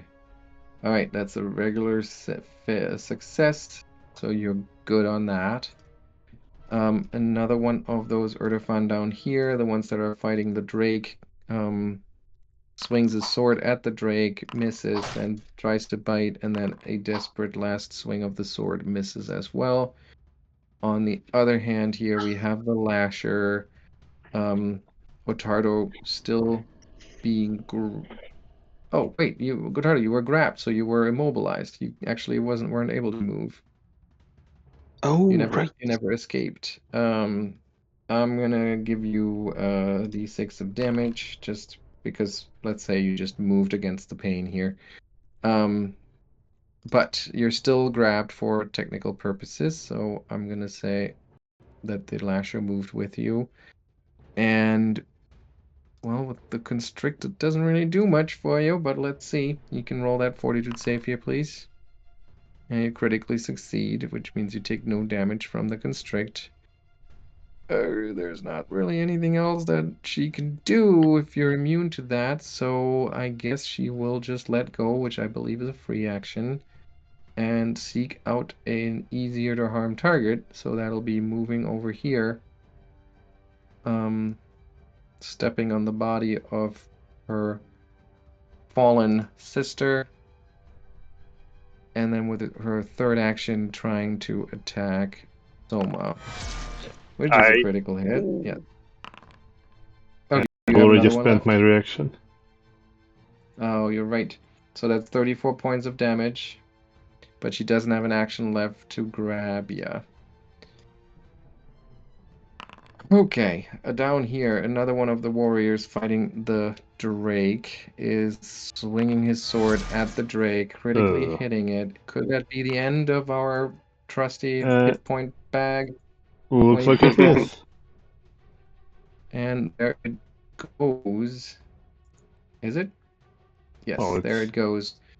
So then with its second action, I'm going to have it disappear. With its second action, it charges ahead, and then I think the Ravenous attack requires that it would take no move or no stride between attacks. So then with its final attack, it'll try to attack Birke, but misses, and it's Souma's turn.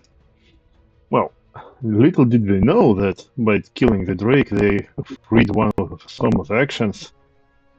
So, for the first action, let's sustain the skeletons and move them here. So these guys will have to. Part of the sustain? Huh? You can move them as part of the sustain? Yes, it's written right there. I can I'll put it in the chat again. 1 second. No, it's fine. As long as you check that, that's okay by me. Just wanted to Yeah. make sure. Yes, it specifically said like once you sustain, you can move them and deal damage again. Gotcha. So, well, I still need to open the. That's because I. And if you deal damage, can you target all 3 of them? That'll make it easier for me to. Okay, let's That's try to fine. do that. Come on. Wait a second. Shift click all 3 of them. Yep. There we go. And where is it? The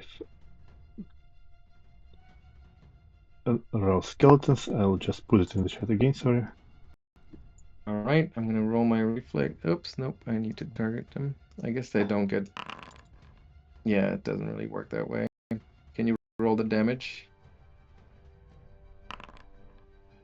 Oh, that's still much better. So I'm assuming that it's the same order here. Oh, it's not. Great. So this one is this one. So that's regular damage. This one is Lasher with crit failed, so double damage. And this one is the one that crit failed for double damage. Okay, got it. Mm-hmm. Yes, and what should I do One for action?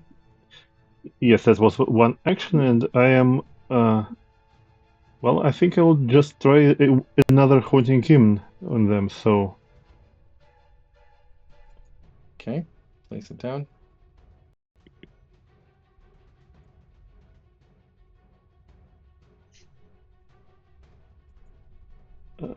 Like this. Okay. Can remove the targets here. Yeah, because you. There we go. One right in front of you is critically affected by it, so roll that damage. Bong. Well, the Lasher is not actually in the area here, but the other one is. But you don't get the sense that that any unseen creatures were affected by this. Okay, but he died, so that ends the 40 save for Souma. Don't you dare to fail this. There we go. All right, and you succeed. Okay. Okay, that's about it. Yeah, I somewhat miscalculated with that cone, but well, this will have to do. All right. You're still being harassed by those death scouts. That's a regular hit here for 13 points of damage, and this fortitude save.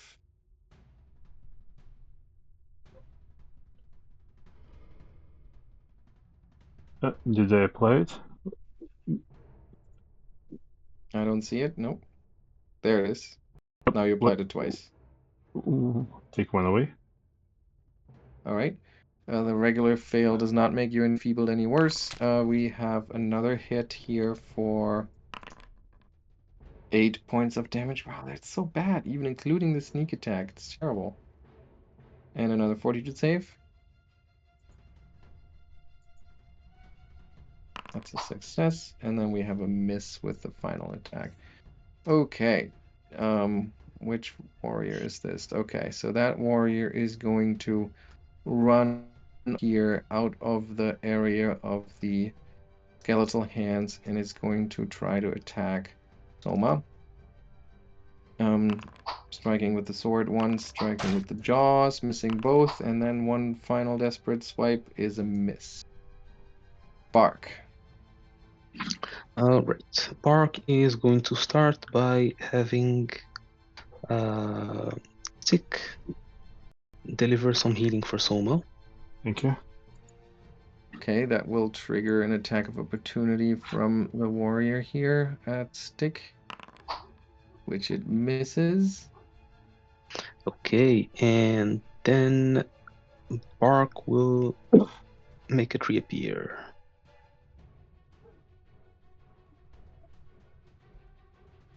Where are you gonna lay that down? Okay, so then this one gets an attack of opportunity against Bark.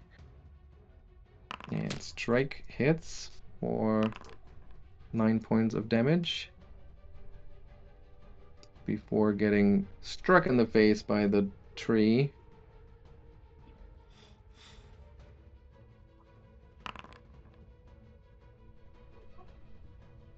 Do we see the save? Oh, it's up here.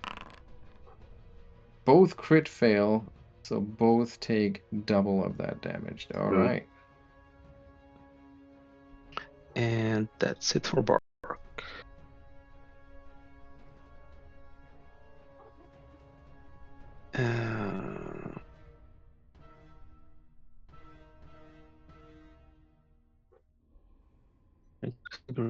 Here. Okay, that's 20. Is this square difficult terrain? Yes. Okay.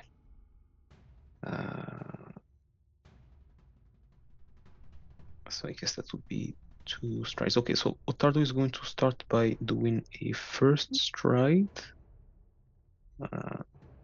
There, and then he's gonna do a defensive advance to continue moving forward. Mm-hmm. And part of which he is going to attempt to strike the lasher. Mm-hmm. Oh, critical hit. Oh, 40 points of damage and badly injured. And that's it for Ottardo. Okay, Sandy. All right, Sandy sees Ottardo is helping out his companion, so he's just going to keep swinging on the one in front of him. And he has nowhere to run from Sandy's brutal attack and just dies. Fortitude save for Sandy. Okay.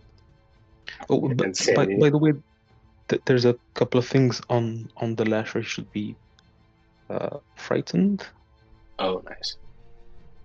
potentially Oh, prone. right, because you... Oh, wow, okay. On a critical hit is also enfeebled 1 until the end of your next turn. And then let's see, the reflex save here fails. So it's also prone. Wow. Piling it on. Okay, Sandy, that's a hit. And you are mopping up the last ones of the warriors here. That's another fortitude save for you. Oh. Here we go. Finally. Thanks for not taking a hero point on that. Yep. But you're also only taking a little bit of damage here. All right. Is that... Yep. Oh, yeah, that's it. Sorry. Okay, so then we have the Tormentor down here. Let me double check. I don't want to...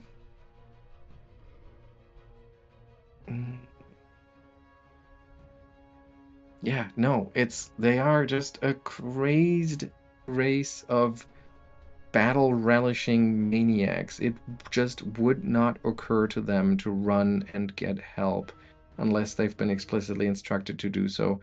And obviously they haven't if they've been in this cave here. So even though this battle is clearly not going in their favor, the Urdefon down here, instead of seeking help or doing anything in that regard, is going to cast its last harm to heal one of its companions. Plus 25, plus 24 void. So this one gets healed. Oh, come on, I didn't click add, so that's this, plus 24. And its third action, it's, I don't know, it doesn't really matter. All right. So up here we have the Death Scouts. I think what I'm going to do is have this one being frustrated by Souma's almost supernatural reflexes to avoid all of their backstabbing. It's going to choose Bark and try to stab him. And that looks a lot better here. For 32 points of damage as it sneak attacks Bark from invisibility. Yeah, okay. Let's see. So actually, Bark is going to Also let turn Souma. into. Yep, this group is amazing. Wait, Bark also turns into a wooden version of himself. Yep. Step out of the square. Take a step action. Okay, he's going to step over here. Okay, you still take 7 points of damage. Okay, 7.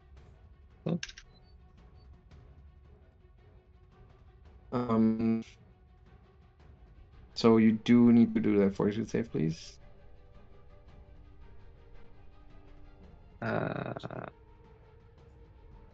I clicked, but I don't see. I saw the dice roll, but I'm not Yeah, seeing the it result. appears in the line below the save. There's a number yet now. So Oh, okay. Yes, yeah. That was a fail, so you are enfeebled 1.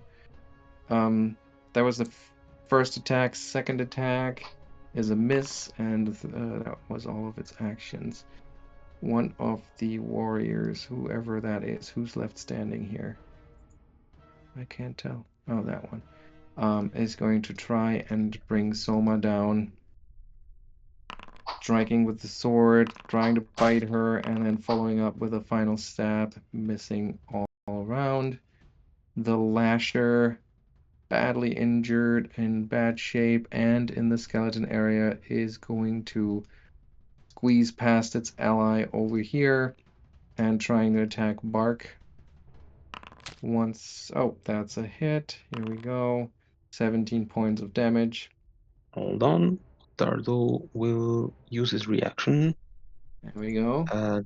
Granting Bark 12 points of resistance, so that's only 5 points of damage. And Ottardo gets to make a strike as part of.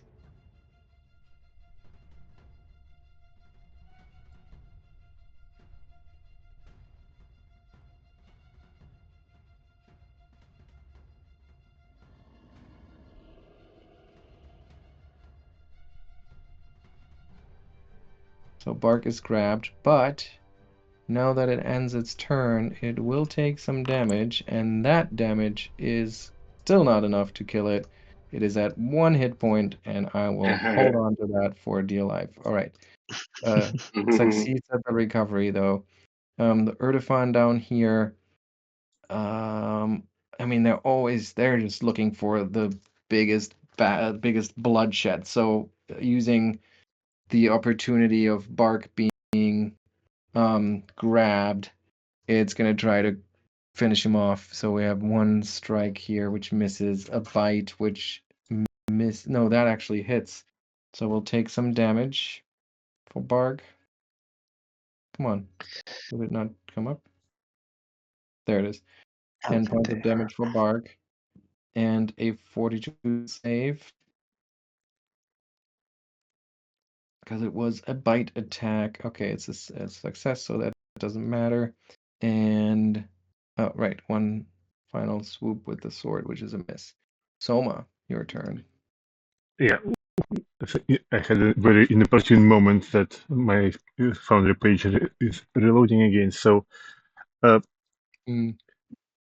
let's say that for once she sustains the skeletons. So if there is one of the some of the Uldophans in theirs, let them make the save and take damage, and for the rest of two actions, she uses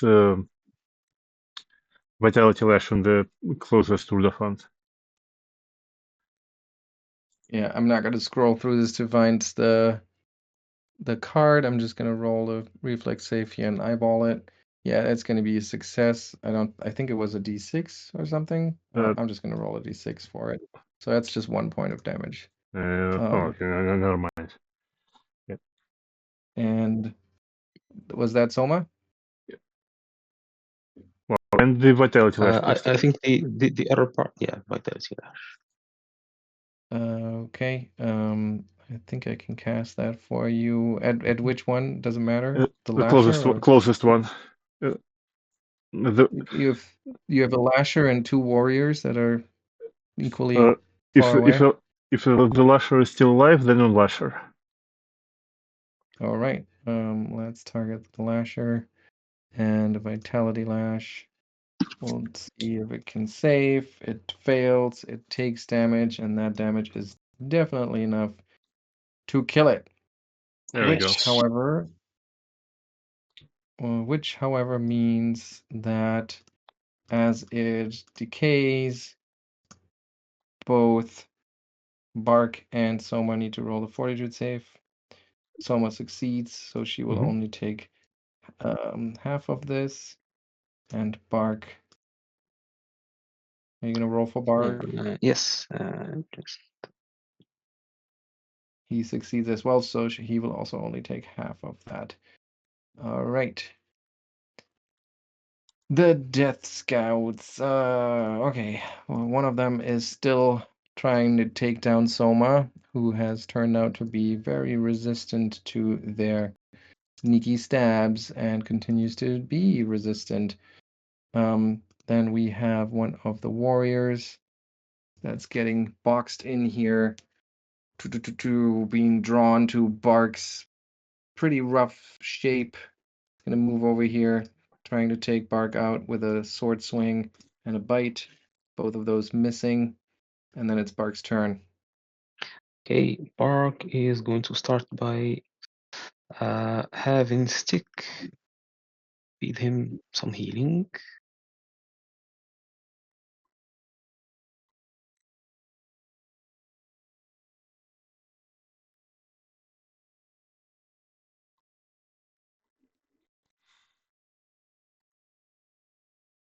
What does it say? Who's that for? Yeah, because you still have for Stick himself. Yeah. Oh, okay. Yeah, you want to target yourself, I think, in that case. Okay. I think it worked. Okay. So that was one action, and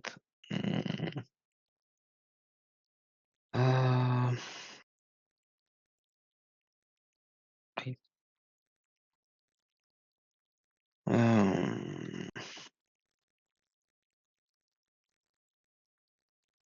think he's going to step away, and he will finish by seeking. Let's say in this direction. Okay. Okay, so let's do perception. You do not sense any creatures in that area that aren't visible. Okay. Ottardo? Okay. Yep, Ottardo. Ottardo is going to do defensive advance. And he will, as part of it, target this Erdogan. I click. I think you may have 2 targeted now. It was just, I guess, laggy. Okay, there we go. 14 points of damage. And then he's going to do the same. Ooh, and that might take it out. Indeed, it does. So that's a fortitude save for Souma and Ottardo.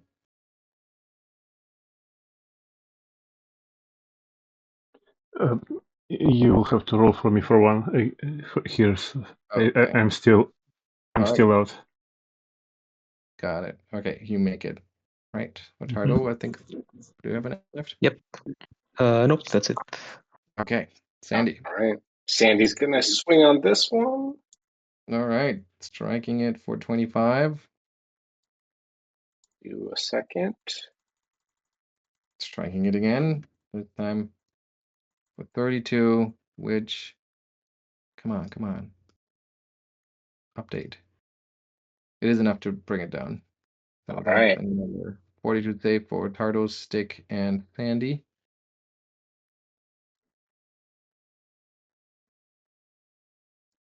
Okay. And then Sandy will stride to not let this spellcaster get away, and that'll be his turn. Okay. And then it is that spellcaster's turn. With no one really left to heal. Well, actually, also no more healing in his repertoire. He's gonna get his hands dirty and swing his Warhammer at Sandy. Wow, maybe I should have done that earlier. 9 points of damage, swinging again, missing, and a final swing is another miss. And near the entrance, Bark, trying to get away, is still being beset upon by the Erdefons, by one of the invisible death scouts. And That's a miss, targeted him, 25. but that is a miss, yep. And the second attack is a critical hit. 16 points of damage and a fortitude save, which is a regular success, so no problem for him. And well, I'm just going to try a third one. Why not? Okay, that's a miss.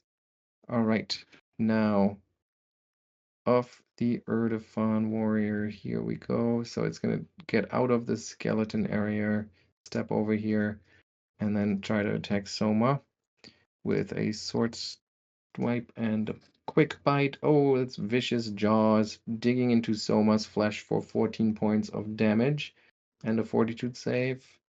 That Soma failed. Ottardo's going to use a reaction here. Okay. So that's 12 points of resistance. Okay. Plus 12. And you want to do your... Okay, that's a hit. 19 points of damage. But since it remains alive, it clenches its jaws, and Soma failed at this, so she will be drained 1, and the Erdefon gains 5, whole 5 hit points. And then it's Soma's turn. Simon, can you please kick me from the game right now for now, because there you go. No, never mind. I'm joining back in. I'm still trying to load the screen. So how dead am I right now? You're badly injured. You're drained and enfeebled. You have Ottardo by your side, but are facing an Erdefon warrior, potentially more invisible foes around you. Well, okay. So while I'm loading, so let's try to do it like this.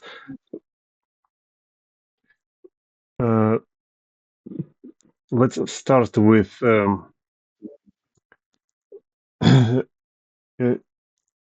inspiring defense with lingering condition, and once that goes off, we'll just try to vitality lash with holy power the guy who tries to drink my blood.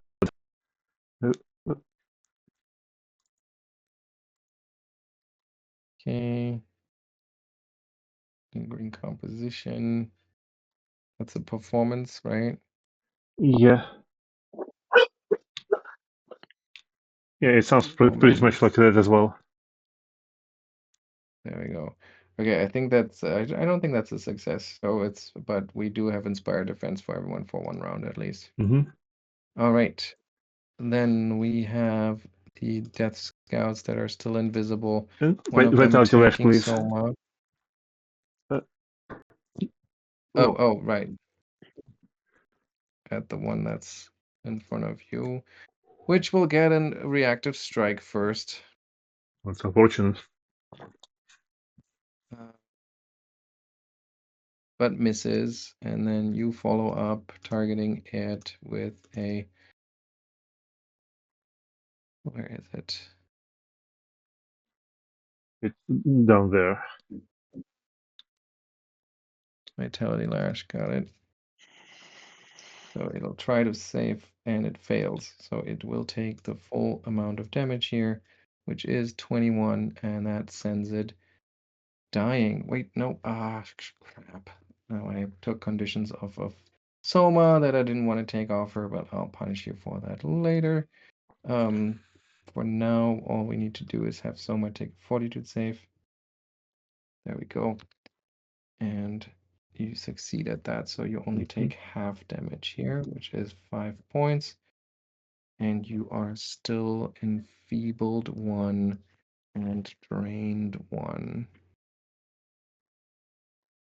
Okay, so now it is the Death Scout's turn, and it's standing still right next to you, which means it can try to shove its Can blade. you just before you continue, because I think you removed drained and then applied it again. I think that may have taken hit points off of Soma too many. Oh, I see what you're saying. Yeah. How many do you lose when you apply drain? If you become drained, hit points equal to your level times the drained value. So since you are level 10, I should give you 10 hit points back. Good call. All right. Now, where are my shifts? Here we go. 1, 2, 3. Second one hit for 15 points of damage. Fortitude save for Soma.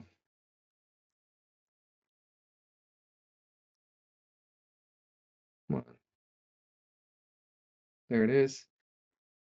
26 is a success, so you're good. All right, then it's Bark's turn. All right. Bark first is going to send Tick with some healing for Soma. Thanks.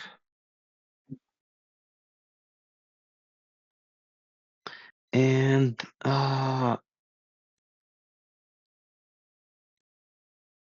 he's going to make a gamble that whatever invisible creature is stabbing Soma has to be in one of those 2 squares. Well, not necessarily. Yeah, he spent. Yeah, well, he's gonna take a gamble. Okay, so he's gonna cast Timber and hope he catches one of the invisible assailants.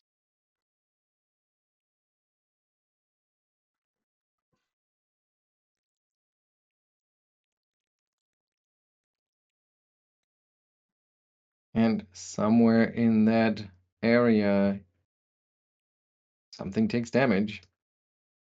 Clearly, you see the timber splinter and break and crack. You hear the screams of pain. Ottardo. Okay, Ottardo is going to peek. My GM right beyond Soma. Yeah, you don't see anything. He's gonna try again.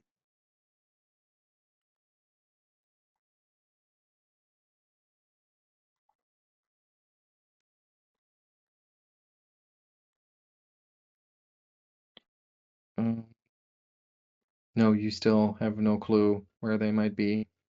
Okay. And for his last action, he's going to step forward next to Soma.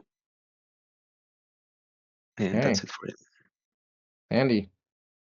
All right, so he's going to try and finish off this spellcaster. And that might just do it. 20 points of damage, not enough. All right, swing again. And There this will we most go. certainly do it. Let's, yeah, 48 points. Taking it down. And he last action he'll move back towards his companions. Just crit succeed at this Oh, fortitude yep. save real quick. There we go. Just for the books. All right. Oh, and actually within 20. That's nice. Nice. And that's your turn. Okay. Right. Soma getting down in the hit points. Bad place to be when you have invisible foes around you that specialize in taking down injured enemies. But since they are completely incapable of rolling anything higher than a 5, you're Wow. left for now, Soma. Indeed, but since we we are finally getting support, I think at this point Soma will try to step behind Ottardo and try to battle medicine herself. Mm-hmm. Oh, you still Unfortunately, don't have a connection here? no, I'm still in Grey Void. So sorry. Okay, I'm gonna select her and battle medicine. Do you have an action for that? Yes, there is an action for that. There it is. I see it. Make it let's DC 20.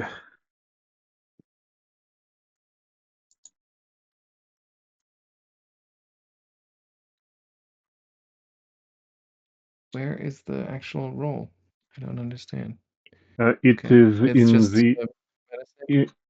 inline Oh, medicine check. in the description, there's a treat wounds. Maybe you click that. Yeah, Yeah, but if I that click one. that, I still don't. Oh, I still don't fine. see a prompt to actually roll a skill. It Wait a just talks second. I about can what do you it right did. now. I can do it myself now. Okay.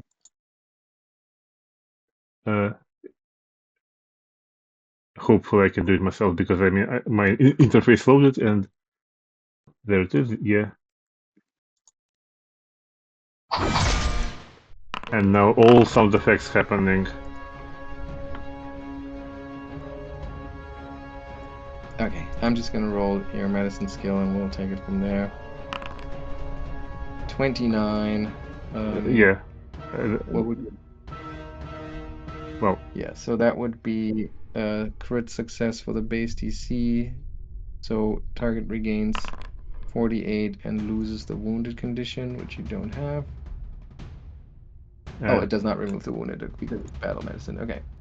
So that's 18 points that you heal. I'm going to apply it. Here we go.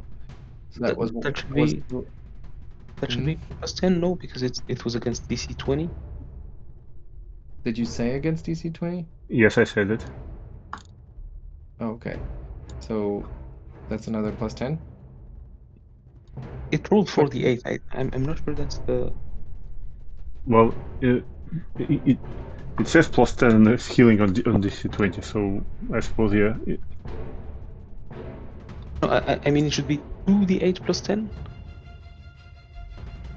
Oh yeah. If you're an expert in medicine and can instead attempt DC 20 to increase the hit points regained by 10. Yeah, so it's an additional 10. Okay. Okay, so that was 2 actions. What's your third? Okay, yeah, it is Inspire Defense. Yeah. And I'll try to make it lingering as well, since I'm back in the game. I can make it myself. Oh, okay, you have controls. Okay. Yeah. For it. It's lingering composition. Well, last time it failed, so it didn't spend the focus point.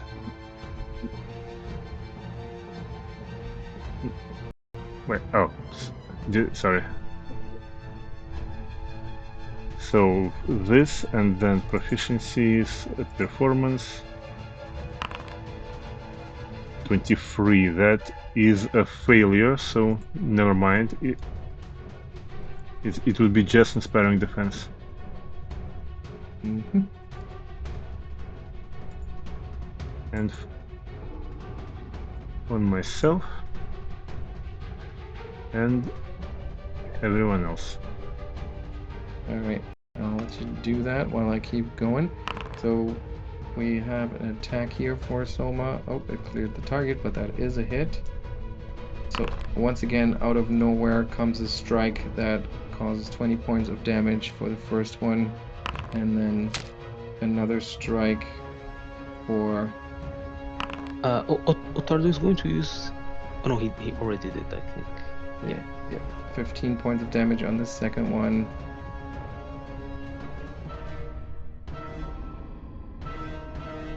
Can you apply it, or do you need me to do it? Yeah. Okay. There should be 20 on the first and 15 on the second.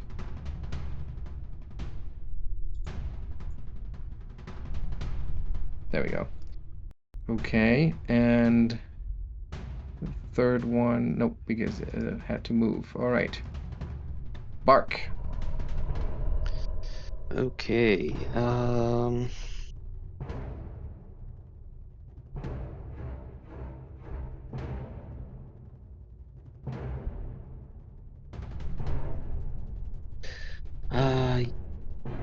not sure here, but I guess Bark will spend one more. We'll have Stick deliver one more elixir to Souma. How many does Bark have? He gets 8 per day. Wow. Whoa. It's a good time to use them. 8 Yeah. moderate elixirs per day. Wow. And then he is going to throw out another tree. Okay.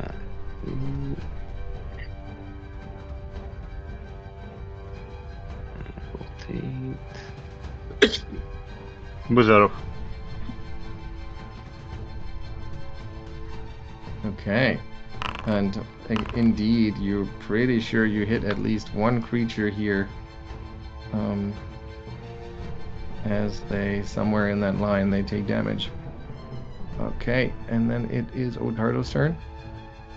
Okay, Ottardo is going to peek first. Mm-hmm.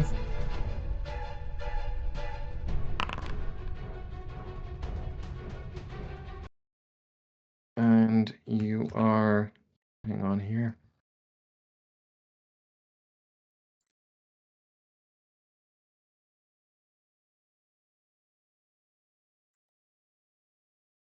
Yep. And you put to you, there are two, both of them are now hidden to you, right here and right here. Okay. Okay, well, Ottardo is going to target the one that's directly in front of him. Fails. And Whoops. Unlock your phone. No. If you update your lock screen set. Quiet, he's Google. he's going to try again. No, hold on, no. For his last action, he is going to heal Souma. Okay.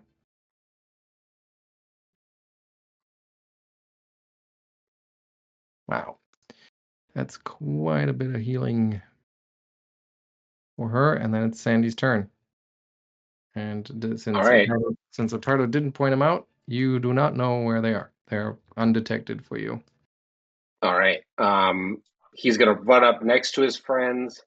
He gets the feeling that there's someone by, I guess, so he'll seek to try and find them. Oh, what nice. Okay, so they are hidden to you now. All right. And he will just swing out at this one. Wow. Okay, so let's see that. Let me make that flat check. Nice. Yeah, going by the disturbances in the gravel, you like take a chance, and you strike one of them directly in the face. Nice work. That was 3 actions, I believe. Moves, Yeah. stride, seek, and strike. Yep. That's my All turn. right. I hit go. Then it is one of the Death Scouts' turns. Okay, so it's gonna move first of all, so to get rid of the hidden condition. Hidden.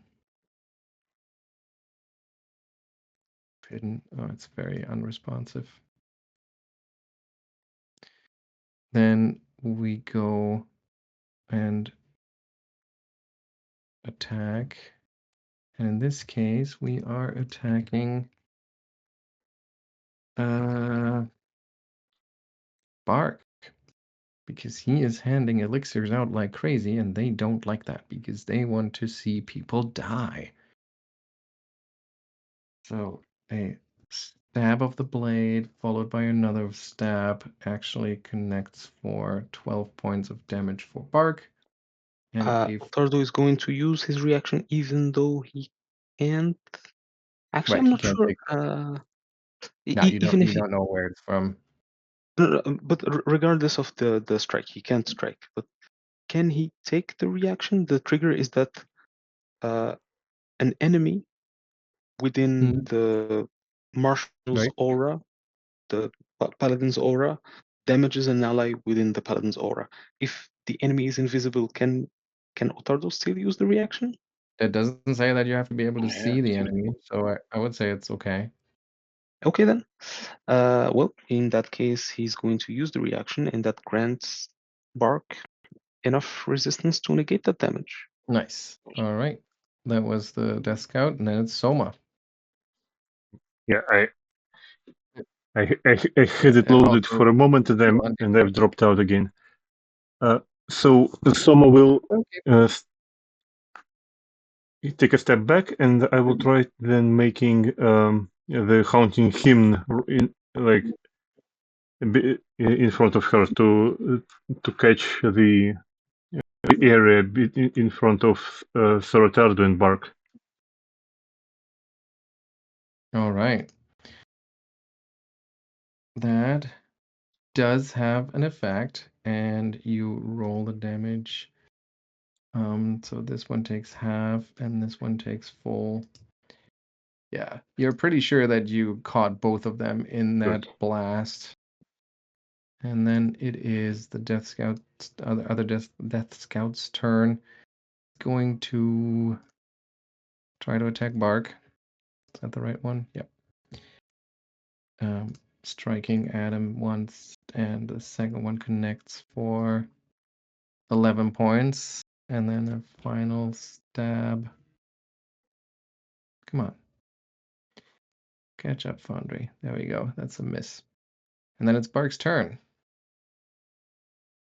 Okay. Bark. Oh, Bark is near death. Hmm.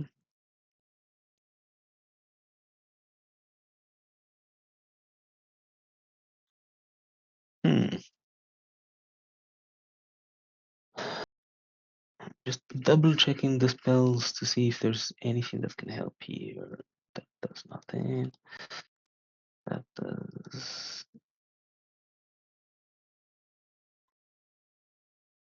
nothing.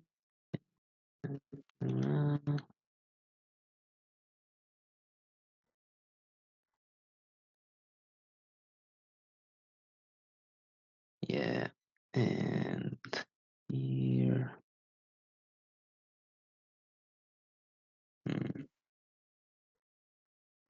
Okay. Well, I guess he has to ask Stick.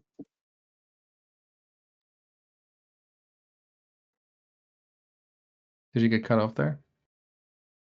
I'm just double checking. He has a staff. I can't see what it does. Okay, it has some spells. Okay, no, and no. Okay, nothing that could help here. I vaguely remember Bark having something to deal with invisible Invisibility? creatures, or I was thought it he did Soul? too, but maybe it was his old character. I mean, I know his old character did too, but Or maybe it's a different spell that he didn't prepare today. I think that might be it. Okay, well, he is near death, so Stick has to deliver some healing.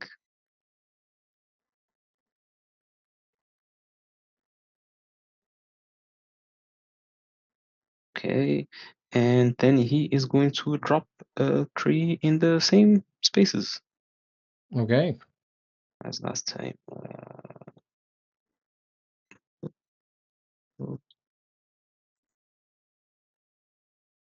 And he manages to strike both of them once again, and they both take 14 points of damage. Wow. Yeah, slightly to a surprise, but that's how it worked out. Ottardo. Okay, Ottardo is going to see.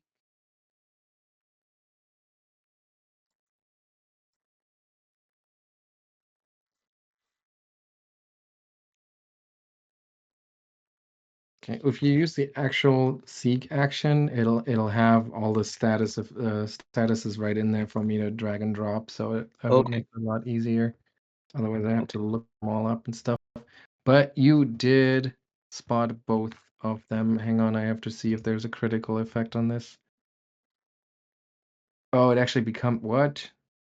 Any undetected or hidden creature you critically succeeded against becomes observed by you, even though they're invisible. I mean, I think the invisibility condition itself might have something to say. yeah, I think so against too. that. If you become invisible until you can't become observed while invisible except via special abilities or magic. Okay, so the critical effect here does not, or critical success does not make a difference, but you do know where they are. Okay.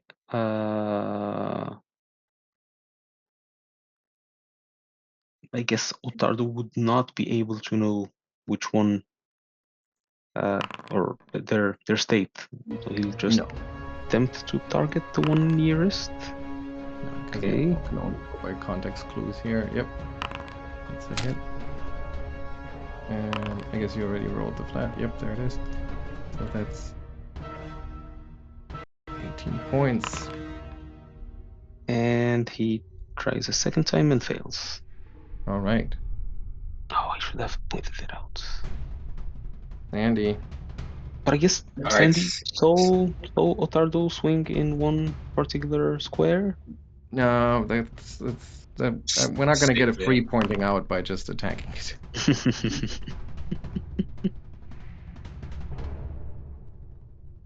Sandy will try and seek, though. He steps and then tries to seek. All right. It's not quite enough. No. Okay. Third action. Yeah, there's. I mean, the seeking won't even help. I'll do it again, but it won't really matter. Yeah, that's the thing. Like, it doesn't really. Yeah, it doesn't really. All right, that is Sandy's turn. Okay. All right. Death Scouts. Well, are we looking here? They know what they're doing, but they're not very good at it. So let's see. This one's gonna, having been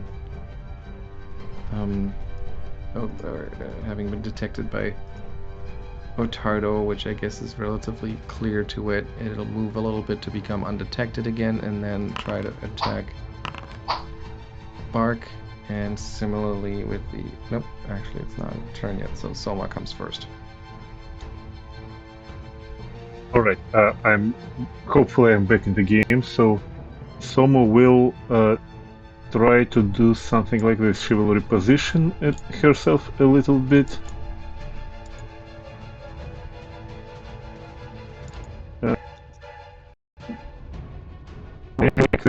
And I will again do the Haunting Hymn and try to not catch Bark or Randy. So hope if I can, I will try it like this. Yes, you can. And somewhere in that area you hear a gurgled scream. Hang on. Mm-hmm.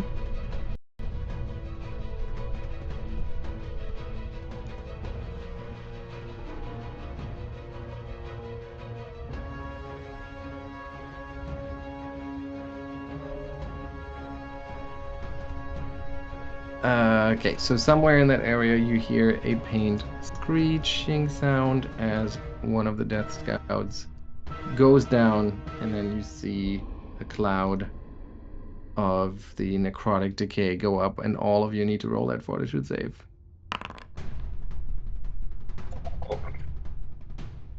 Whoa.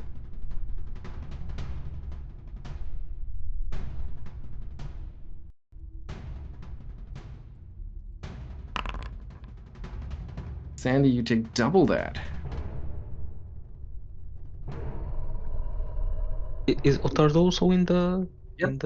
Everyone, including Bark, Stick. Nope, actually Stick does not, but Bark and Ottardo definitely do. Okay.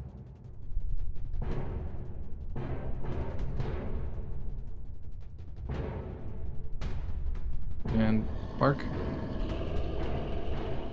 Oh, sorry. Gotta select Bark and Okay, so you take the 18, and then it's Bark's turn. okay.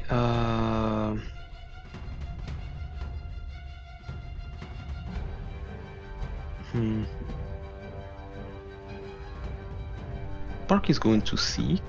Let's try the action. Seek.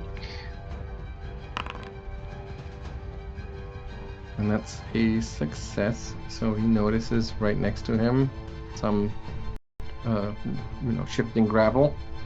Okay, and the tree goes there. And the tree goes there, smashing into the creature, and crushing it. Actually, what? Takes no damage? Why no damage? Why would it take no damage? Bludgeoning damage? No, it should definitely take damage. There you go. Okay, and it dies. One last fortitude save for Bark. Okay. Oops, And- nope. That's not Bark. This is Bark. All right, but as the tree smashes into the Death Scout, crushing it under it, and the necrotic decay whirls up, finally the cavern falls silent. The last sounds of the battle die down. You hear the feigned ka-ching of 210 XP being added to your total. But you quickly realize, as much as the constant fighting of these lunatics gave you perfect camouflage for this epic battle, the silence that is now falling upon the cavern might actually be much worse when it comes to alerting whoever is left in the adjacent rooms. And we'll learn more about that next time. All right. Wow.